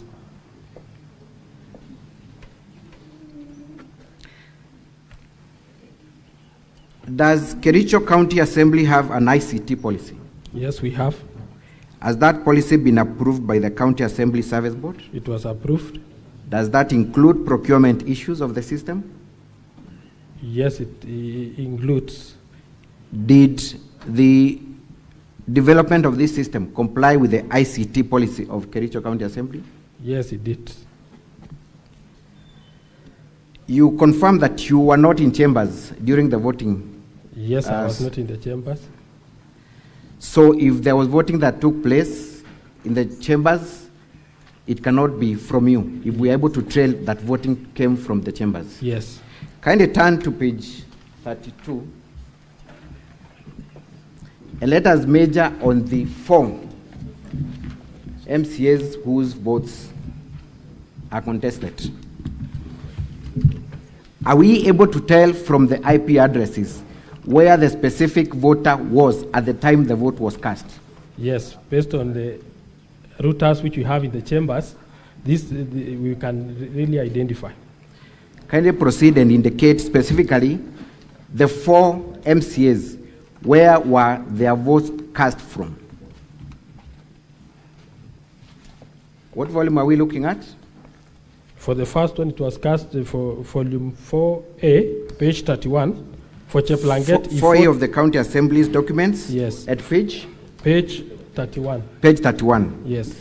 Kindly take us to the first IP address. That is the one for was cast for one. Cheplanget 41, 13, 139, 237, 129, which is our static IP in the chambers. Give us the specific entry for the sake of the senators who are. Second last. The second last. So the second last entry, yes, is an IP address. A static IP address which is within our chambers. Within your chambers? Yes. So that vote then must have been cast from chambers. Is Inside that correct? Yes. Were you in chambers to cast that vote? No, I was not. Let's go to and who cast that vote? Are you able to tell the specific member who cast that vote? Honorable Hilary Pasuben. Hilary is the one who cast that vote? Yes. From chambers? Yes. Let's go to the second MCA that purports they did not vote and that you're the one who voted. He used our page 32, the first MCA from Kapkatet. He used also a router in our chambers, that is 105. We are using the Safaricom fiber, and we have the routers in the chambers to assist members access, and especially when we are running live broadcast for the Facebook page and YouTube. That's why we have a static. The static is the one which doesn't change. So we are using that one to avoid disruptions when there is a live stream. Again, you confirm that that vote was cast from chambers? Yes. And you were not in chambers? Yes. That is page 32, first one. The first entry at page 32? Yes. Which member cast that vote? Amos Pereira. Amos Pereira. From chambers? Yes. Let's go to the third one. The third one is within the chambers, within the static IP. Which specific MCA? Martin Cheriot. Martin Cheriot. Yes. Second last. Second last. Page 32. The second last entry at page 32? Yes. Where was that vote cast from? From the chambers. From the chambers, which you are not in? Yes. The last one? The last one.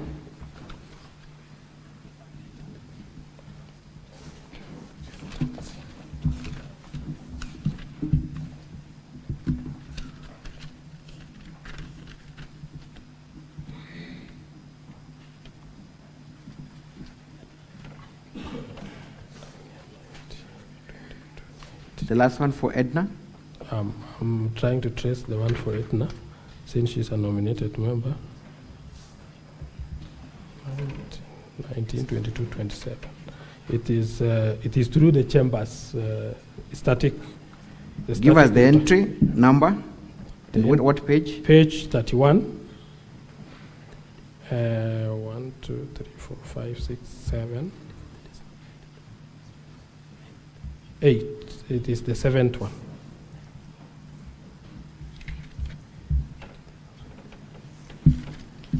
Etna. So it's Honorable Etna. What entry number? Entry number from the bottom is number 6 from the bottom. Number 6 from the bottom. Yes. And again, you confirm that that vote was cast from chambers? Yes, I do. Thank you.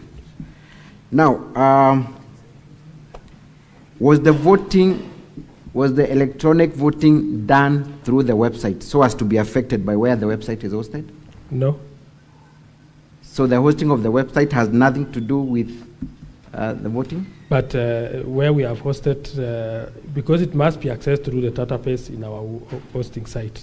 But could where the website is hosted affect the voting system? It didn't. Has any material been produced by the team for the governor showing that there was compromise from the host of the website? No, not in my knowledge.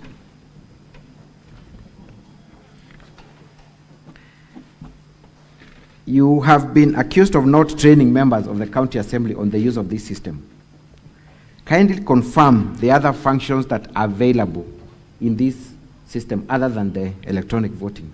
The others that are available are members using the interacting with the system during committee meetings within the assembly. How many times have members of the county assembly interacted with the system through meetings and multiple since 2022? Since 2022. Yes. Has any member of the county assembly ever complained that they were unable to use the system, even for the other functions? Yes, we have had some cases and we resolved the issues. Indeed, this is the very system that is used to pay members per diems, correct? Yes. And to generate vouchers, correct? Yes. The same members that are now complaining that they could not use the system, correct? Yes. Is there anything in law that prevents the county assembly from developing its own system internally? Standing orders is sufficient to allow us to do the systems for the operations within the assembly. Is the system you generated the only system that is being used within Kericho County government, including executive? No, we are using in the Kericho County Assembly. Are you aware if the county executive has their own internal yes, systems? Yes. Give an example of such an internally developed mechanism. They say they have revenue collection system. So the revenue system of Kericho is internally developed? They say so. Is there anything wrong then for you to develop your own system? Not at all. And maybe let me ask this question. In your own understanding as an IT expert, does the revenue system that has been internally developed by Kericho government have an administrator? Yes, it does. Does that administrator have the same user rights as you interact with your system? Yes, he must be having. And this involves the entire revenue of Kericho County that is collected? Yes.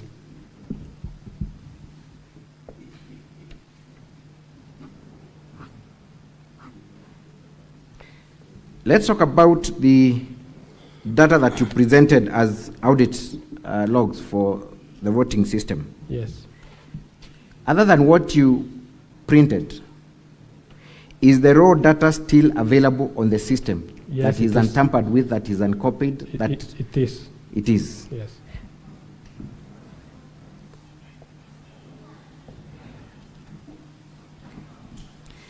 You have also been accused of not producing a certificate of electronic evidence to demonstrate the procedure you used. I've confirmed that. Kindly, for record purposes, confirm that indeed you supplied us with a certificate of electronic. Yes. Where is that certificate contained? Volume 2, page 114. Thank you. What was the specific mode that you used to copy and print the logs, and how would you explain the fact that we had some logs that do not follow each other sequentially? Why would that be the case? The logs page was in 5 pages, so I had to copy the page by page. I copied page 1, paste in a notepad, and then copy the next page. So that is where duplication came in. I didn't counter check. But you confirm that the system has the logs intact, correct? Yes.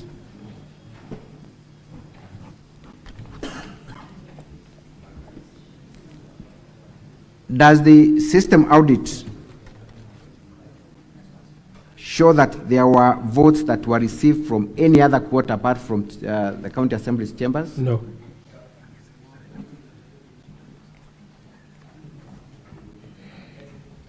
Did the members of the county assembly or any other person apart from you know the credentials that were going to be used in the voting exercise? No.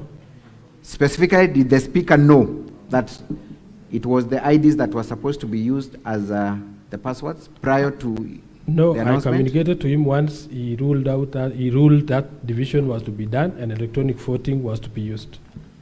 Thank you. Does the audit logs indicate that there was any activity that took place beyond the 11 minutes that were provided for voting? In regards to voting, no. So the only activity that is confirmed from the audit is activities that took place within the 11 minutes? Yes.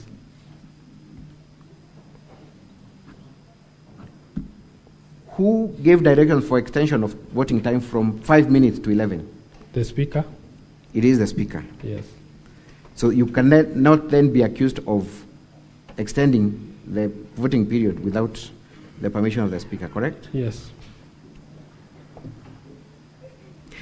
Could a voter log in at any other time other than the time the system was activated? Before or after voting? Anytime, before and after. Could anyone access and vote? They could not vote, but they would log in and the message will be voting has ended. So if someone logged in right now, the message, they will not be able to vote, correct? Yes. And what if they attempted to access the system before it was activated? What would... There was no, before we created the motion, there was nothing in the page. There was nothing in the page? Yes. So there was no possibility of voting at any other time, correct? Until the time the motion has been created. Thank you. You have been brought to the attention of two members of the County Assembly, one Honorable Paul B., who does not seem to have an IPPD number. Yes. Kindly explain why that is the case. Honorable Paul B. used to be a police officer, so his IPPD number, I think he left the service before retirement, and we were unable to transfer his IPPD number from the previous employer. So he worked for government before. So what have you been using instead of his IPPD number? ID. His ID. Yes. Has that been the case for all other functions other than for voting purposes? Yes. Explain also the discrepancy with Honorable Dora. Even Dora, she was working with a government institution, but transfer of the file was not successful. So we haven't received a IPPD number linked to Kericho County Assembly. So for all other functions, you still do not use a IPPD number? Yes, we don't have. So was there anything wrong for you to use ID instead of an IPPD number as the user? In that case, no. Thank you. Lastly, Mr. Wanyama yesterday, in front of this house, stated that he was able to vote after the system was closed. What would you say? You only vote for an active motion that has been created, but not in the motion that has ended. Could Mr. Wanyama then be able to vote? By that time, I had created a demo page, which we wanted to come and use in this demonstration in case it was asked. So I was trying to create a page, not a motion for demo. I had indicated it's a demo page, and use the credential of two honorable members because the information was with them. I hadn't changed the login details from the username and password. So for demonstration purposes, I was in a process of doing that, but when I realized there is somebody is trying to get into the system to do another place, that is when, as system administrator, I removed the page. So the demo page, in my understanding, could be a dummy page, correct? Page. It was a dummy page. It has no effect whatsoever? No effect on the votes whatsoever. Thank you, Mr. Speaker, sir, and that is all for this witness. Unless the honorable senators have any questions. No, honorable senators, you may ask questions and seek clarifications, either direct to the witness or to counsel. You need to do that under 2 minutes. Senator Veronica Maina.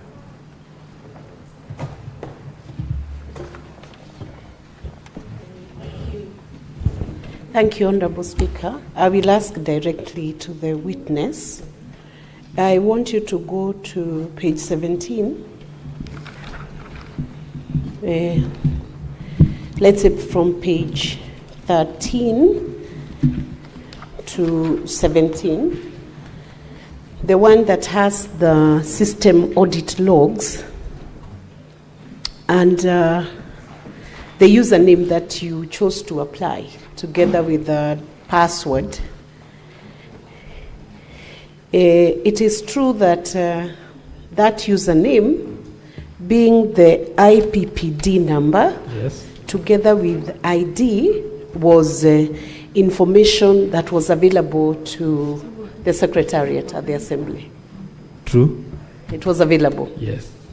Meaning anybody would have accessed if they had that information, like from the finance department where payments are made. But they were not aware about the link that I sent to the members and the username that they were using. I'm asking you if that information was available and somebody had the link, because the proceedings were public, everybody knew that motion was happening. Yes. They could easily access. That is true.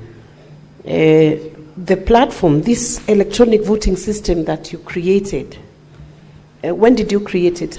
We started immediately when the standing orders were amended, and we didn't know when the division will come, so we were not so fast in doing it. I asked, when did you create it? A week before, 2 days before? 2 days before is when we made it live. In your ICT policy, you said you have an ICT policy? Yeah, we have. In Kericho? We have. In your ICT policy, what process does that system, is that subsystem? Senator Enoch Wambua.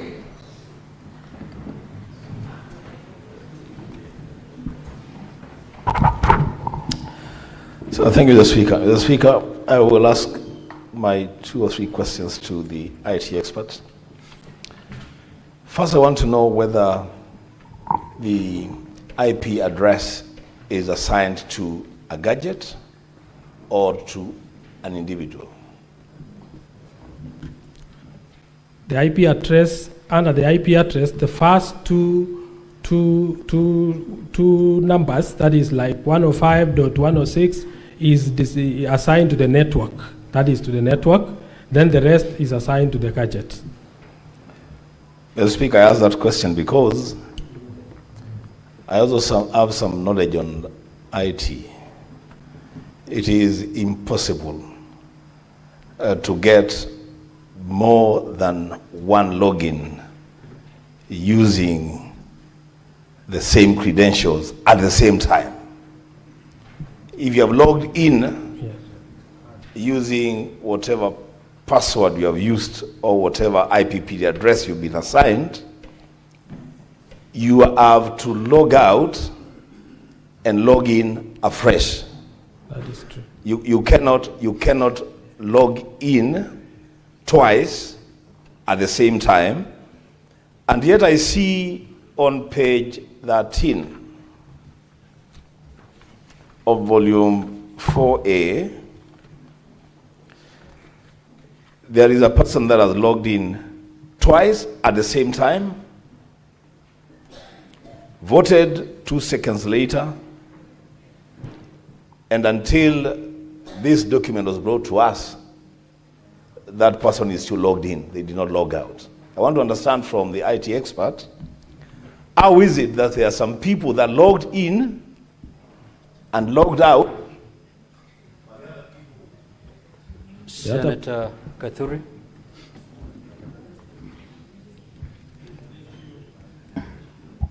Thank you, Honorable Speaker. I have 2 issues, Mr. Speaker. One is maybe a comment on the application that was requested by the Governor's Council, whether she will release it now or later after we clear with the witness. If not, then I have a question for the witness. He has alluded to the fact that this system was never tested before by the MCAs. And you know, not everybody is an ICT expert. Actually, it is today I'm learning that Senator Wambua has some knowledge in ICT. I thought he's just a journalist. Myself, I'm an environmentalist, so I'm not an IT expert. Therefore, I'm asking the administrator of the system, why did you not test the system with your client, the MCAs, before you went to the vote? Because for sure, even ourselves, we have a system in this house, but we didn't even some orientation when the system was installed in the both houses of parliament. So why did you go that route? Did you put this system just specifically for the vote of the impeachment motion? And if you are not accurate or you are not sure whether it will work, or members won't be able to use it, why couldn't you go the manual way? Because members were in the chamber and they could have voted in a very verifiable manner. Thank you, Speaker. Senator Onyonka. Senator Richard Onyonka. Thank you, Mr. Speaker. I wanted to go back to the clarification I wanted to seek. You made a presentation and I got halfway through and I felt I actually didn't get what I expected you to educate me on. How many people, according to you, voted? 33. 33 people? Yes. Okay. Senator Mungatana.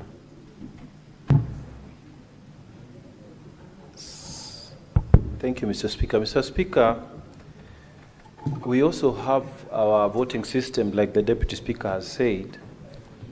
What is not clear to me is that how, and I want you to clarify to me, we are 47, like you are 47 yes. in your place when we are doing some voting. And we take only like 2 minutes. When the system starts operating, it's like 2 minutes, 60 seconds. In fact, 60 seconds, everyone has voted. Now, you say it is 5 minutes for you. I'm wondering, okay, your standing orders allows for 5 minutes. But then you tell us you had 11 minutes, 44 seconds. What was happening in between here? Is this system really foolproof? And then you say you are camping in the system as the systems administrator. Is it really foolproof? I want you to clear to me and make me confident that there was nothing fishy going on between that period of time. I submit, Mr. Speaker. Senator Kajuang. Mr. Speaker, for the record, I'm an IT expert with verifiable credentials and background. Mr. Speaker, my friend in the profession, there are 4 MCAs who it is contested that whether they voted or not. 3 of them, Chepkirui Edna Tonui, Bosubet Kibet Hillary, and Martin Kiplangat, had the same IP on voting, 41, 139, 237, 129. Could you explain how that occurred? And if you are challenged to provide the MAC addresses of the devices that we're using, are you able to provide that to differentiate the votes of the 3? And then finally, I listened in amazement as Council for County Assembly say that they copied and pasted logs. Mr. Speaker, in 2017, a similar matter came up before the Supreme Court. It was established that logs can only be verifiable if they're extracted in the presence of both parties. And so, Mr. Speaker, it's very difficult to admit logs that have been generated by one party, copied and pasted, and where council even admits that there are errors as far as they are concerned. Is the County Assembly willing to extract the logs in the presence of the governor and the presence of an independent witness provided by the Senate, as was established in 2017? Thank you. Senator Chiranke. Thank you, Mr. Speaker. I'm not an ICT expert, so I will ask basic questions. I'm a lawyer. Mr. Witness, and I request that you write down, does it mean, I have had the assertion that there are some MCAs who have Mulika Mwizi phones. Does this SMS link are able to send to Mulika Mwizi phones, the one for voting? Number 2, in Standing Order number 77 was adopted and passed by the House in October 2024. Does it mean that the County Assembly has an obligation from Standing Order number 1, all the standing orders in the Kericho County Assembly?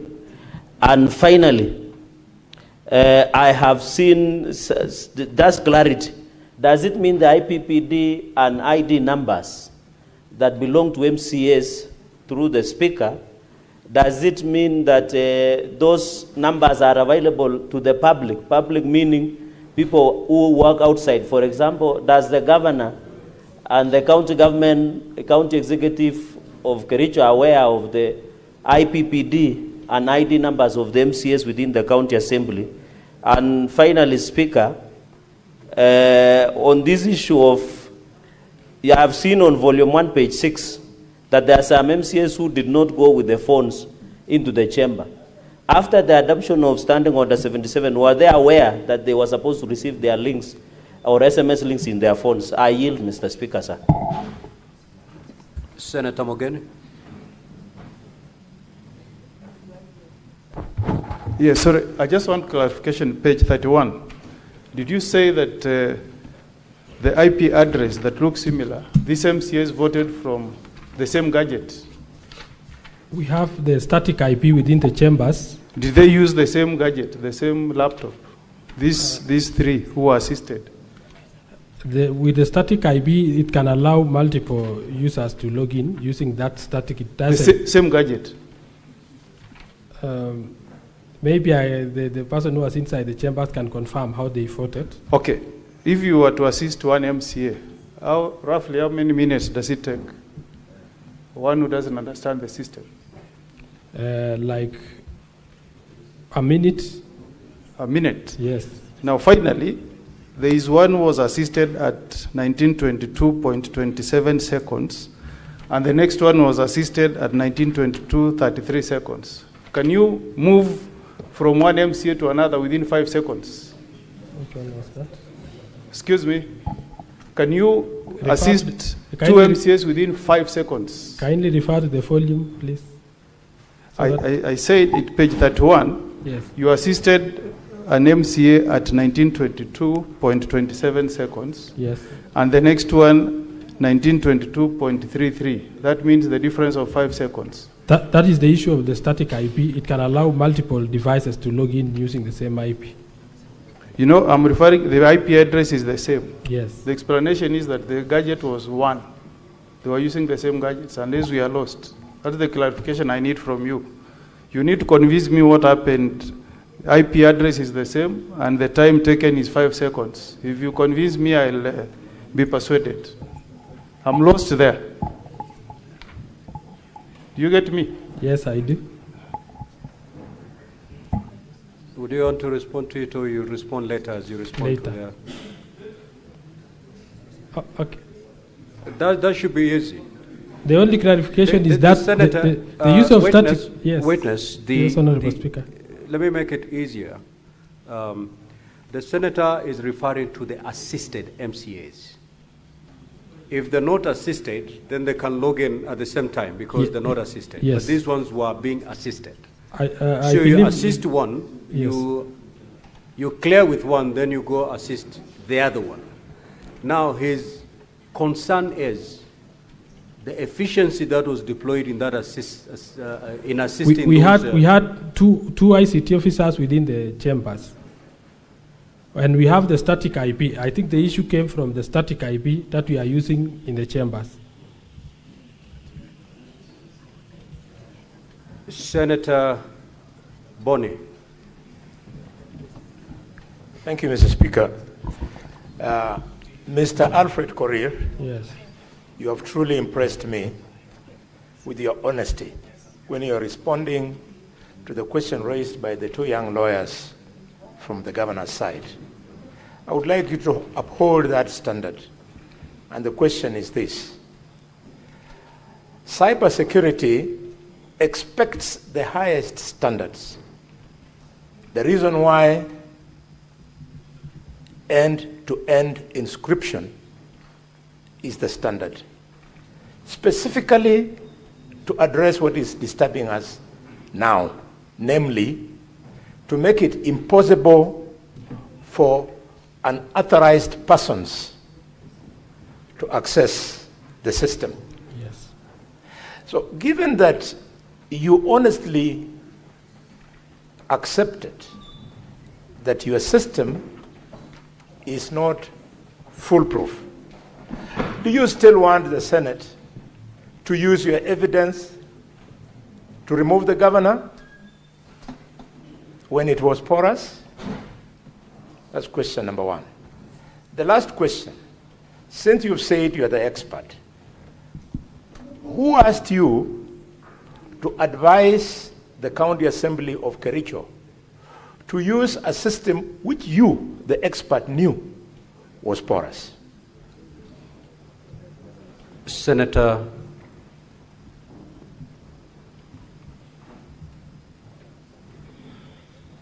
Senator Beatrice Akinyi. Thank you, Your Excellency, the Speaker. Other than policies of the Kericho County, e-voting systems must comply with other national existing legal and regulatory frameworks. Is there any nationally that you think you may not have complied with?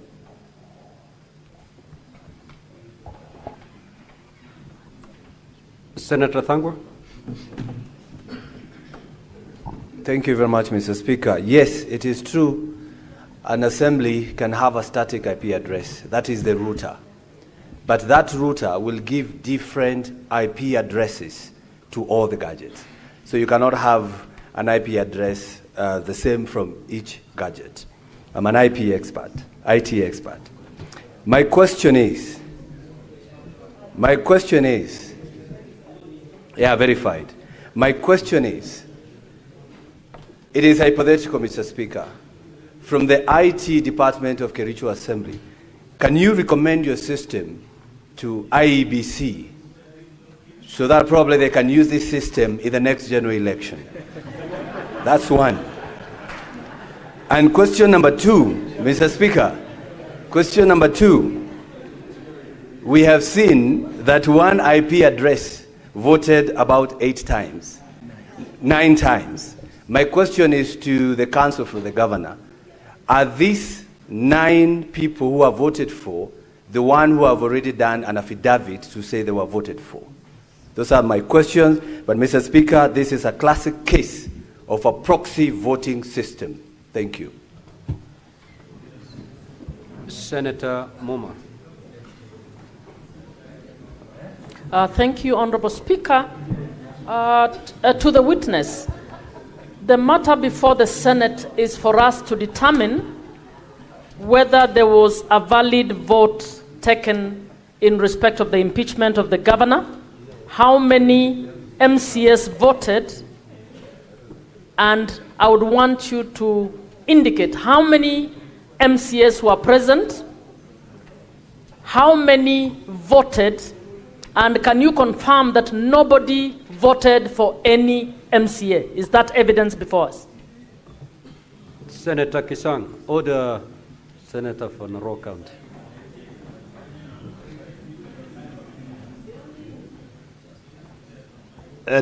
Thank you, Speaker. Speaker, mine are 2 questions. Question number 1 is, who made the decision to use a system that had not been used before on a critical matter like this?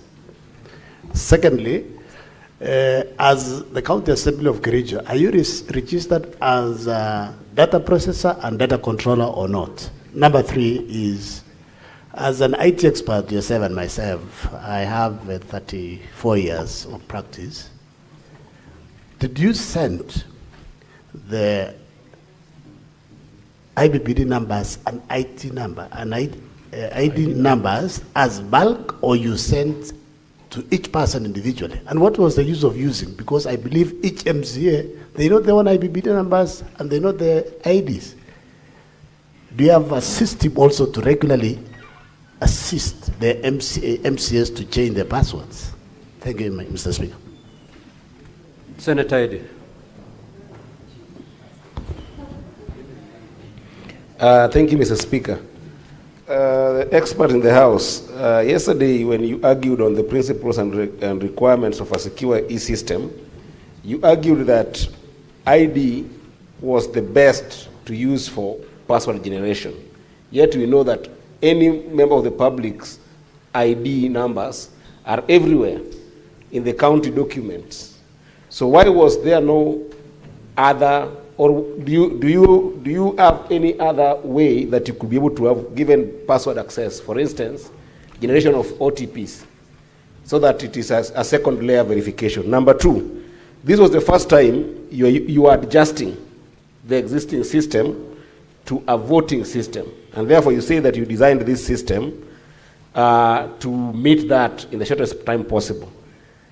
In an event where Senator Kajwang has asked for us to access the logs, and the governor said to access the logs, In a very well, cannot share with us that. Can you share with us a rational, unified process, especially looking at the project duration and software increments that you did? Can you share with us that in this house, or can you take us through your RUP process? Senator Lelegwe.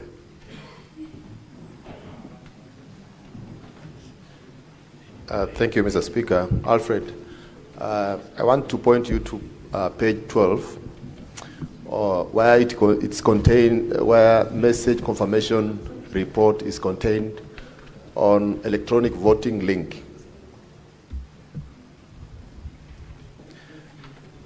In that page, I wanted you to confirm whether that link is manually or system generated.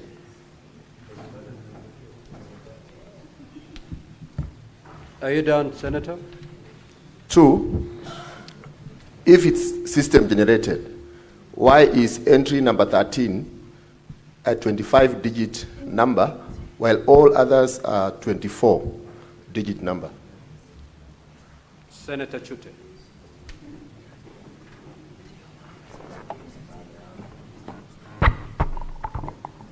Thank you very much, Honorable Speaker. To the witness, it is your evidence that you said each member takes a minute. And on page 29 to page 32, 9 persons voted on the same IP address. And it is your evidence also, said there are 2 devices in the premises. So the IP address is on a particular device. So my question is, unless you want us to remove the governor on a flimsy excuse, why should you use the same IP address? That takes 1 minute for each person. That's already 9 minutes.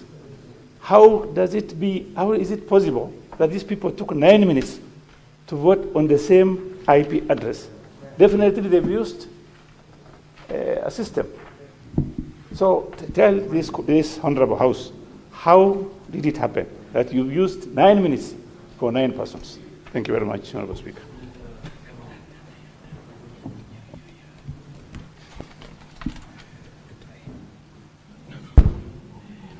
Thank you very much, Mr. Speaker. Mr. Speaker, I wanted to know from the witness, for how long have they been using the electronic voting system in the County Assembly of Kericho? That is point number 1. Number 2, I also wanted to know, in the event of system failure, which system have they kept in place to assist the members of County Assembly of Kericho to vote? Thank you, Honorable Speaker.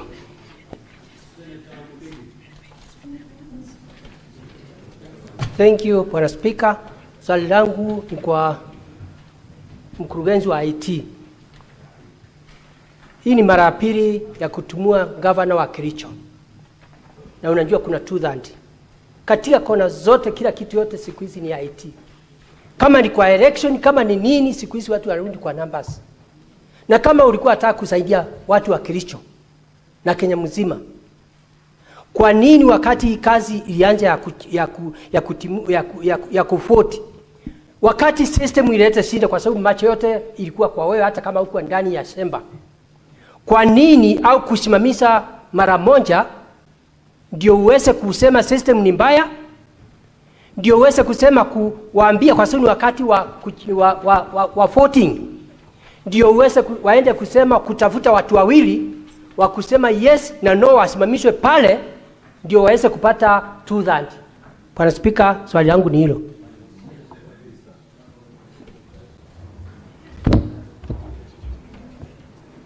Thank you, Mr. Speaker, for this opportunity.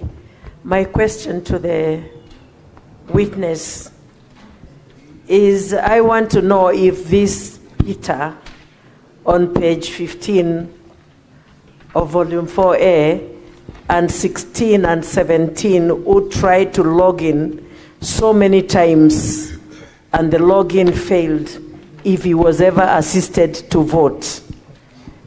And I would also want to ask, this is a very heavy matter of impeachment. And when we look at the system, it had problems. How come you continued with it and allowed MCS to vote through the same system which had difficulties in voting for an impeachment? This is a heavy matter. Thank you, Mr. Speaker. Senator Wamatinga. Thank you very much, Mr. Speaker. My question goes to the IT expert. You know, in the age of cybersecurity, I waited for you to mention what kind of firewalls you had put to ensure that we do not have unlawful intrusion. If you did have such a firewall, would you kindly provide us with the logs that showed that there were people who attempted to log in and they were actually denied entry? The second question is, why was it not easy for you to use randomly generated passwords instead of you designated passwords to the MCAs which could be manipulated? Thank you, Mr. Speaker. Senator Shakila. Thank you, Mr. Speaker. Mr. Speaker, it is unfortunate today we are doing the job or the work of the MCAs on how they voted, whether they voted or not, which is not our work as a Senate, Mr. Speaker. Mr. Speaker, we can as well call those the MCAs to come and vote here to establish the truth of the matter, because it seems now the doubt is how they voted, who didn't vote, and how many times, which is not our work. We are here, when a governor is brought here, we look at the issues and impeach the governor, or we save him. But now we are doing the work of the MCAs, Mr. Speaker. That is not the work of this House. It is very unfortunate. We either bring those MCAs here to vote before the eyes of the senators to establish the truth of the matter and close this case once and for all. Thank you, Mr. Senator Speaker. Wakoli. No question there.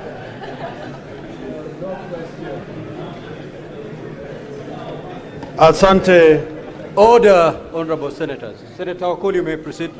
Mheshimiwa Spika, kulingana na mawasilishi ya mawakili, kumekuwa na mtafaruku kwamba kuna wale walipiga kura kupitia simu na wengine kupitia vipatakalishi.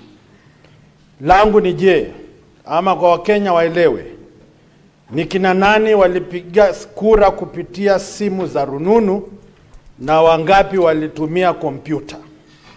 Pili, kulingana na uweledi wa mtaalamu huyu, kuna thibitisho kupitia kanda ya video kama sasa jumba la Senate wa Kenya wanafuata moja kwa moja.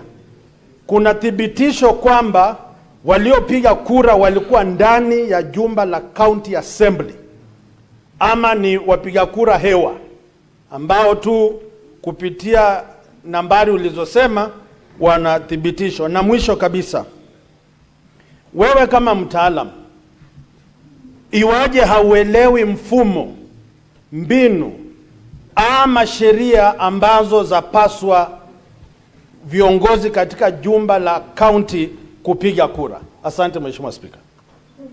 Senator Morango James. Asante sana Mr. Speaker. Nilikuwa nimezima kwa sababu swali nilikuwa nataka kuuliza lilikuwa na Senator Wakoli. Then take your seat, Senator Methu. Mr. Speaker, sir, I would just want to confirm from the witness who is on the stand, and the witness has taken an oath. There are so many documents here. The witness on the stand has sworn with the Bible. Mr. Witness,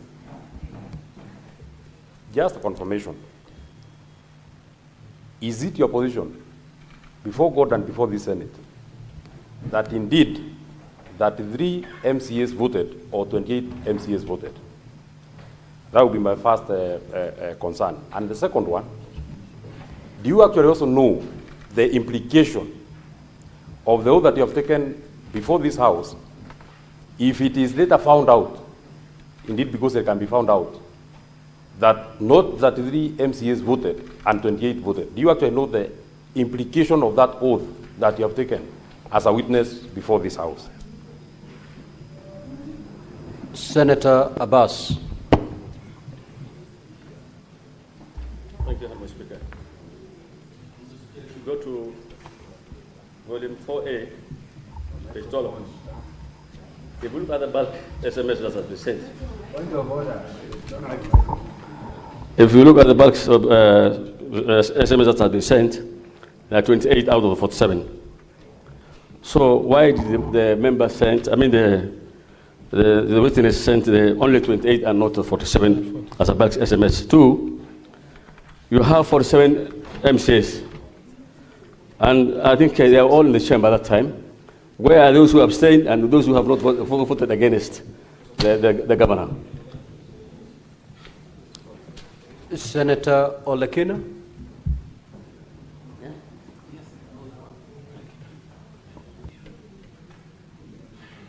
Thank you, Mr. Speaker. Mr. Speaker, let me just get some clarification in terms of the IP addresses. I was listening to the counsel for the governor cross-examining the witness and referred to the issue of the IP address. And the first question which was asked, which is what I want clarity, is whether or not one device or two devices can use the same IP address. That is a question. Number two, the question goes to the witness. I want to know whether at the Kericho County Assembly there is a Wi-Fi router or all the MCAs vote using their unique phone numbers.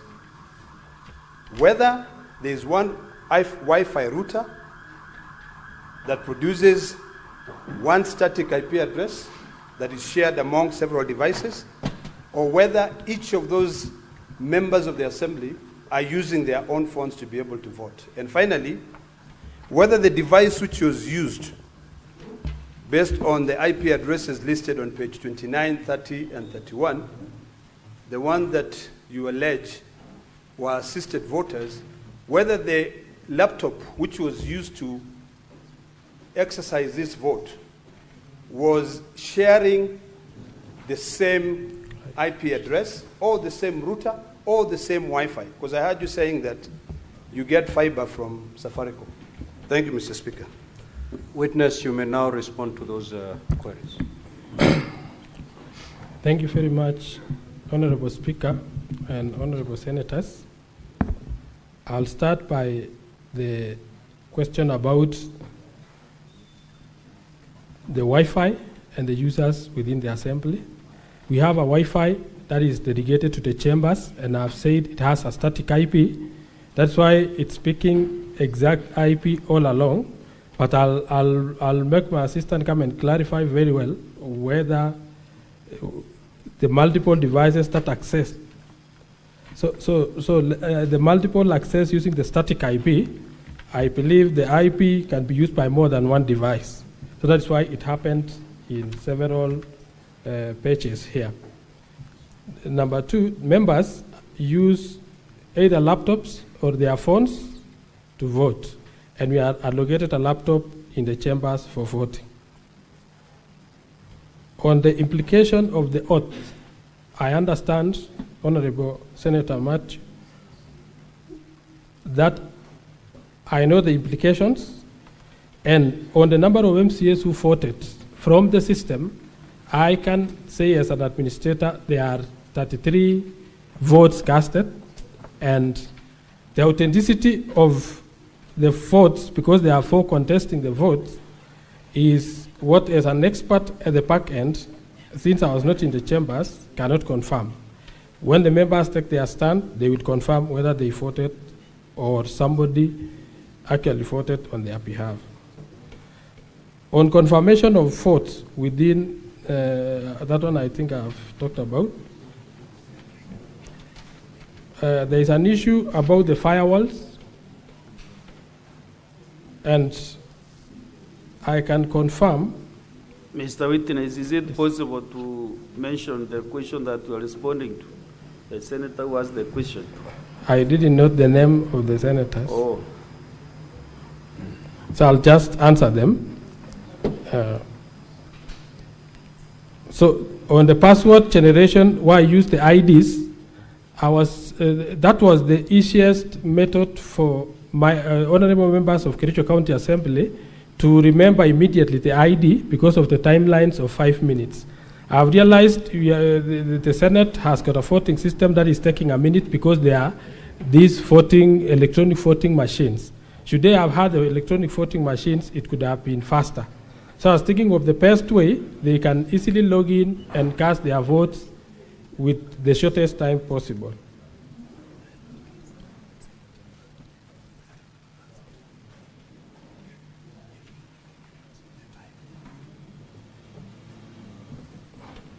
The issue of alternative voting when the electronic system failed is available in the standing orders where they could have taken a roll call, but at that time the results didn't indicate that there was an error or there was a problem with the votes since it recorded 33 votes. So the other members who didn't vote remain in pending. That shows they didn't trigger the voting pattern, and that is why under the display dashboard we only have 0-0 because they didn't log in to either abstain in the system or vote no.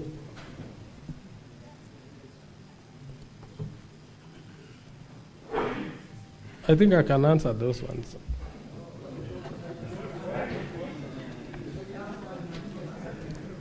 I'm not chosen to answer. I'm trying to. The decision to use data processor, data processor or data experts. I think I didn't get that question correct.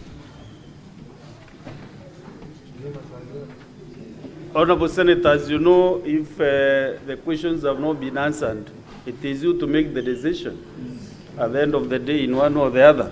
So you cannot force him to give you answers that he doesn't have. So if you are done, then we can step you down and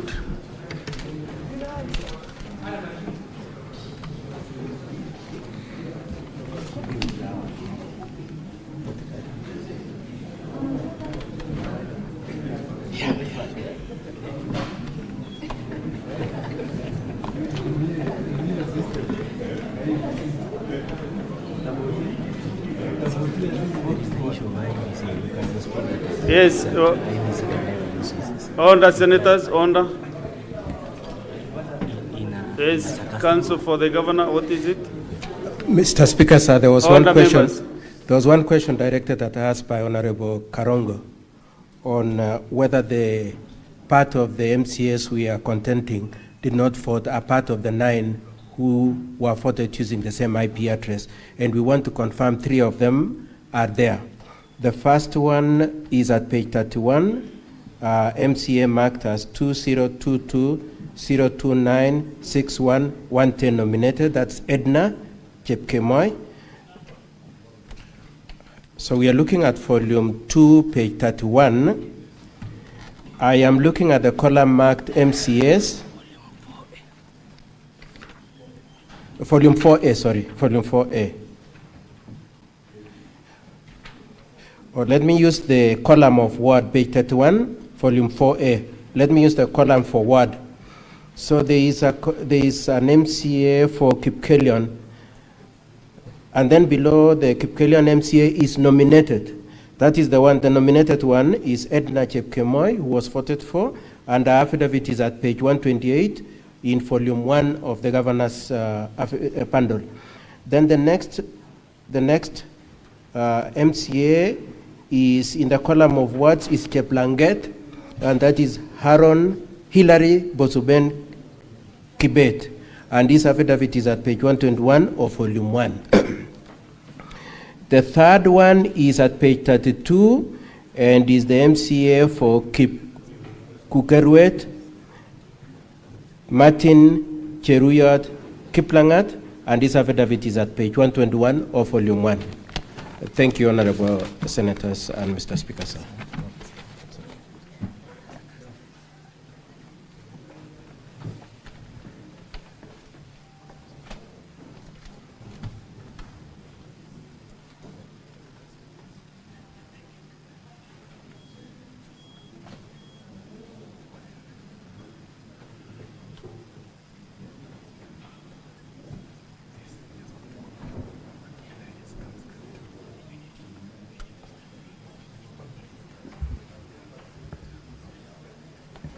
Well, I was of the impression that the main witness will maybe take time to respond to the many queries, but I'm told he opted to leave it at that. Okay, so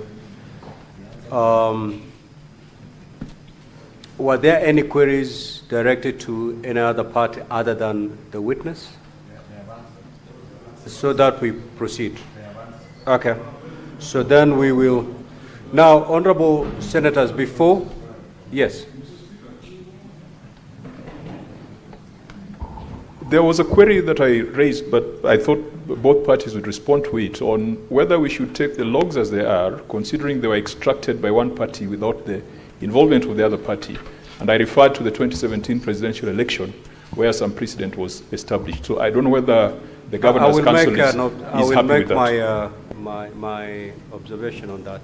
Now, before we allow the team from the County Assembly call the next witness, there was a request that had been made by the Council for the Governor, and I want to proceed to make a ruling. Council, just take your seat, please. Okay. What is your point of order?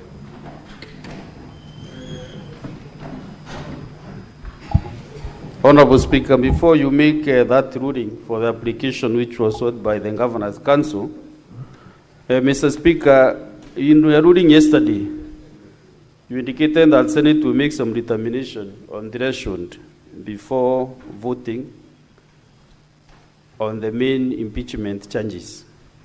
Mr. Speaker, listening to the witness, the examination in chief, the close examination, the examination, and also maybe point of clarification from the senators. Honorable Speaker, before we make this decision tomorrow, whether there was threshold in the County Assembly, we didn't need an expert, Honorable Speaker, to assist us to verify the information that has been brought to this House, Mr. Speaker. You know, the side of the County Assembly, they are defending the voting was right. The other side, the Governor's side, they are also defending their goal that the voting did not go anywhere. So, Mr. Speaker, because the Senate leaders should be assisted, I'm not doing this application to assist either sides, but for the benefit of the Senate of the Republic of Kenya, because tomorrow we'll be making a very, very critical decision whether to allow the impeachment process to proceed, to vote for the impeachment charges or not, Mr. Speaker. Mr. Speaker, we have an ICT authority in Kenya which has very, very informed experts. So, Mr. Speaker, we can get someone who can be able to look at all these ID, IP addresses, all these credentials, so that, Mr. Speaker, as we make our decision, we can make an informed decision. So if we get a neutral expert, then we can be better pleased, Honorable Speaker. Thank you. Now, Honorable Senators, this is my ruling on the request made by the Council for the Governor, and also to address the concerns raised by Senator Kajwang and also the Senator from Meru. Now, Honorable Senators, at the start of the proceedings this morning, Council for the Governor, Mrs. Katwa Kigen, and Peter Wanyama made an application to be allowed to call the expert evidence of one Mr. Job Okun Oguya, whom they claimed to be an information technology expert. Council sought to be allowed to rely on evidence on behalf of the Governor on the report prepared by the said Mr. Oguya on 25th of August 2025 and his affidavit sworn at Nairobi on the 27th of August 2025. Now, counsel for the governor asserted that they had served the counsel for the county assembly by email with a report and affidavit sought to be relied on, and that the hard copies were available for circulation to honorable senators. Counsel for the county assembly opposed the application, arguing that this was an attempt by the governor's side to introduce new evidence at this late time during the impeachment trial, and that this would be prejudicial to the county assembly's case. Honorable senators, you will recall that I undertook to make a ruling on the application after having sight of the document sought to be relied on by the governor. I have since had sight of the documents. They are contained in a bundle titled Volume 5, His Excellency Eric Kipkoech Mutai Defense Response, Affidavit of Okun Job Oguya. In the affidavit, Mr. Oguya deposed that he holds a Bachelor of Science, Computer Science degree from Kenyatta University, having graduated in the year 2014, and that he's currently the project consultant, Security and Networks at CyberHub Systems, with the mandate to provide high-level threat detection penetration testing for clients. He further deposed that he was requested to analyze the extracts of the system audit logs, which are contained in Volume 4A of the County Assembly documents, and was also given the affidavit of Mr. Alfred Kimtai Korir, contained in Volume 2 of the County Assembly documents, to make observations on the matter. Honorable Senators, Mr. Oguya deposed that he undertook a cybersecurity audit of Kericho County Assembly electronic voting system and made observations contained in a report, which report was also attached. Now, Honorable Senators recall that yesterday, in disallowing the preliminary objection raised by the governor's side, contesting the voting system and the threshold of the vote at the Kericho County Assembly, I ruled, among other things, that no summary determination of this matter is possible without these witnesses taking the stand to give evidence and being subjected to cross-examination in the usual manner. I further ruled that the only way for the Senate to determine this question is to receive evidence on the matter, evaluate the same, and make a finding one way or the other on the preponderance of evidence. Now, Honorable Senators, Rule 10 of the Rules of Procedure for Hearing and Determination of the Proposed Removal from Office by Impeachment of a Governor provides as follows. The Senate may, at the request of the County Assembly or the Governor, invite or summon any person to appear and give evidence before the Senate. Rule 2 of the said rules make it very clear that the impeachment proceedings are an investigation to determine whether the particulars of the allegations against the governor have been substantiated.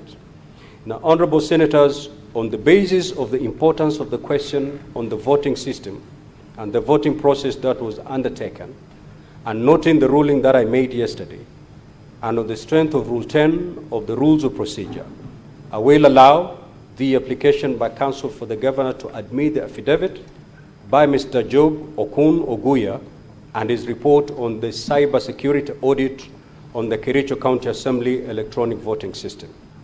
I find that the opposition by the County Assembly to the application is outweighed by the need for the Senate to get to the root of the voting system and the voting process.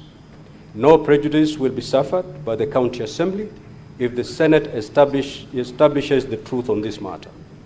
I also note that for similar reasons yesterday, I allowed the County Assembly's application to provide documentation which had been referred in its submitted documents but had not been attached.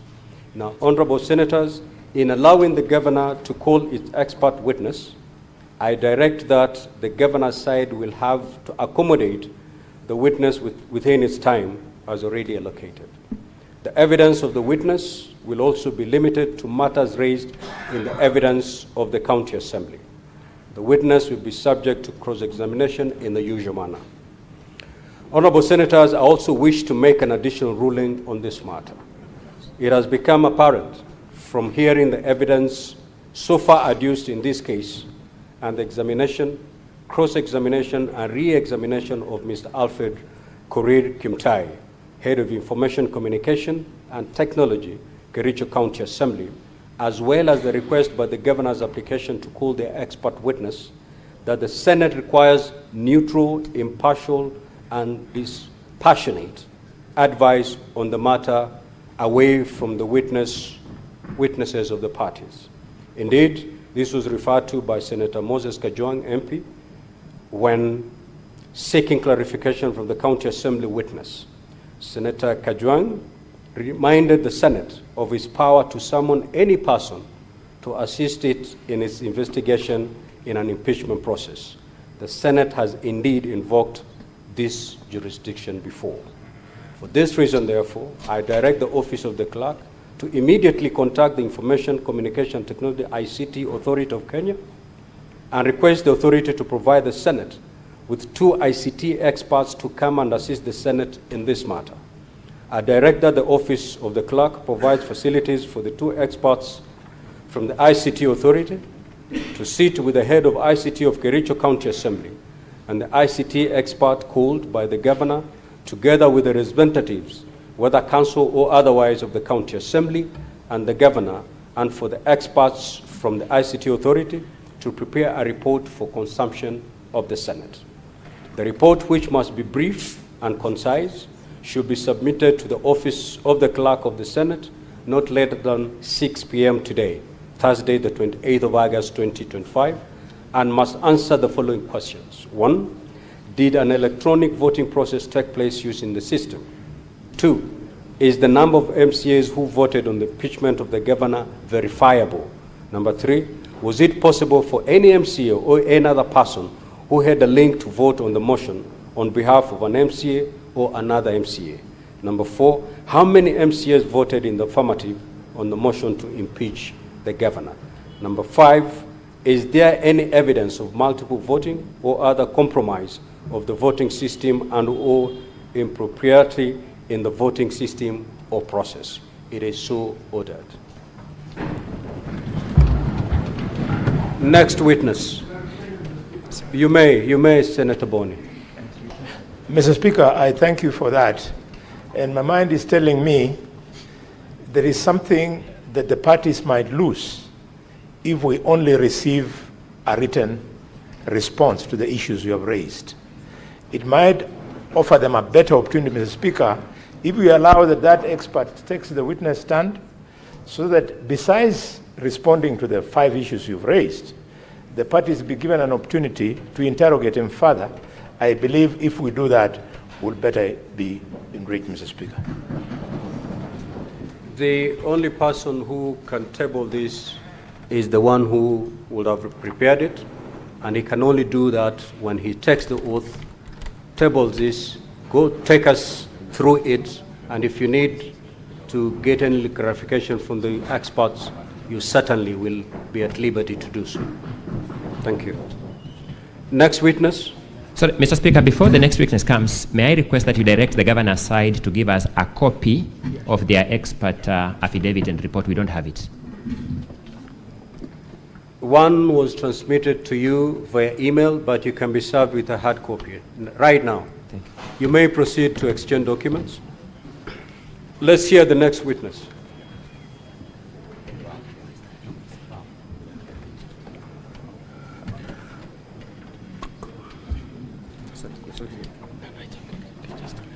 I just want to ask if they can be given to the senators. Okay. Yeah.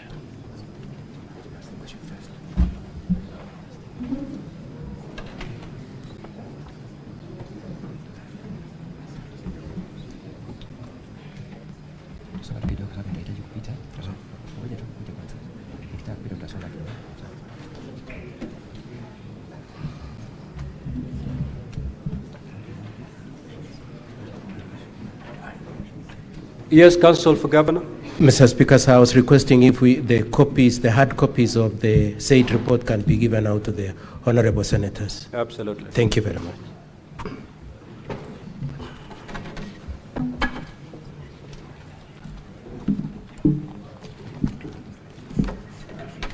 Now, Council for County Assembly, you have 57 minutes, and I note you still have 6 more witnesses to call.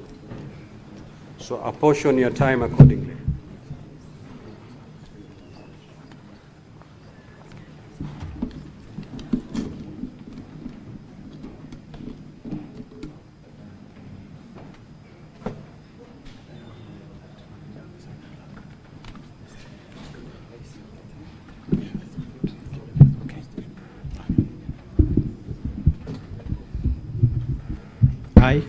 I, Kipko H. Albert, do solemnly swear that the evidence that I shall give before the Senate in respect of the matters before the Senate shall be the truth, the whole truth, and nothing but the truth. So help me God. Thank you, Mr. Speaker. We now wish to move to the next limb of the impeachment motion, which will be about the alleged theft of public funds. Tell the Senate your full name. Thank you. My name is Albert Kipkoech. Where do you live? I live in Kericho, a place called Kaitui, in Soin Sigawet sub-county. What do you do for a living? I'm a member of Kericho County Assembly representing Soliat Ward. I understand that means you are an elected member of Kericho County Assembly? Yes, I'm an elected member. What other roles do you discharge officially within Kericho County Assembly? Okay, at the Kericho County Assembly, I'm a chair on on Budget Appropriation Committee. I'm chairing that committee at the Kericho County Assembly. Is there any other committee you may have chaired or been a member of in that county assembly? Okay, last month, that was July, through an establishment of the assembly. It is in volume 2,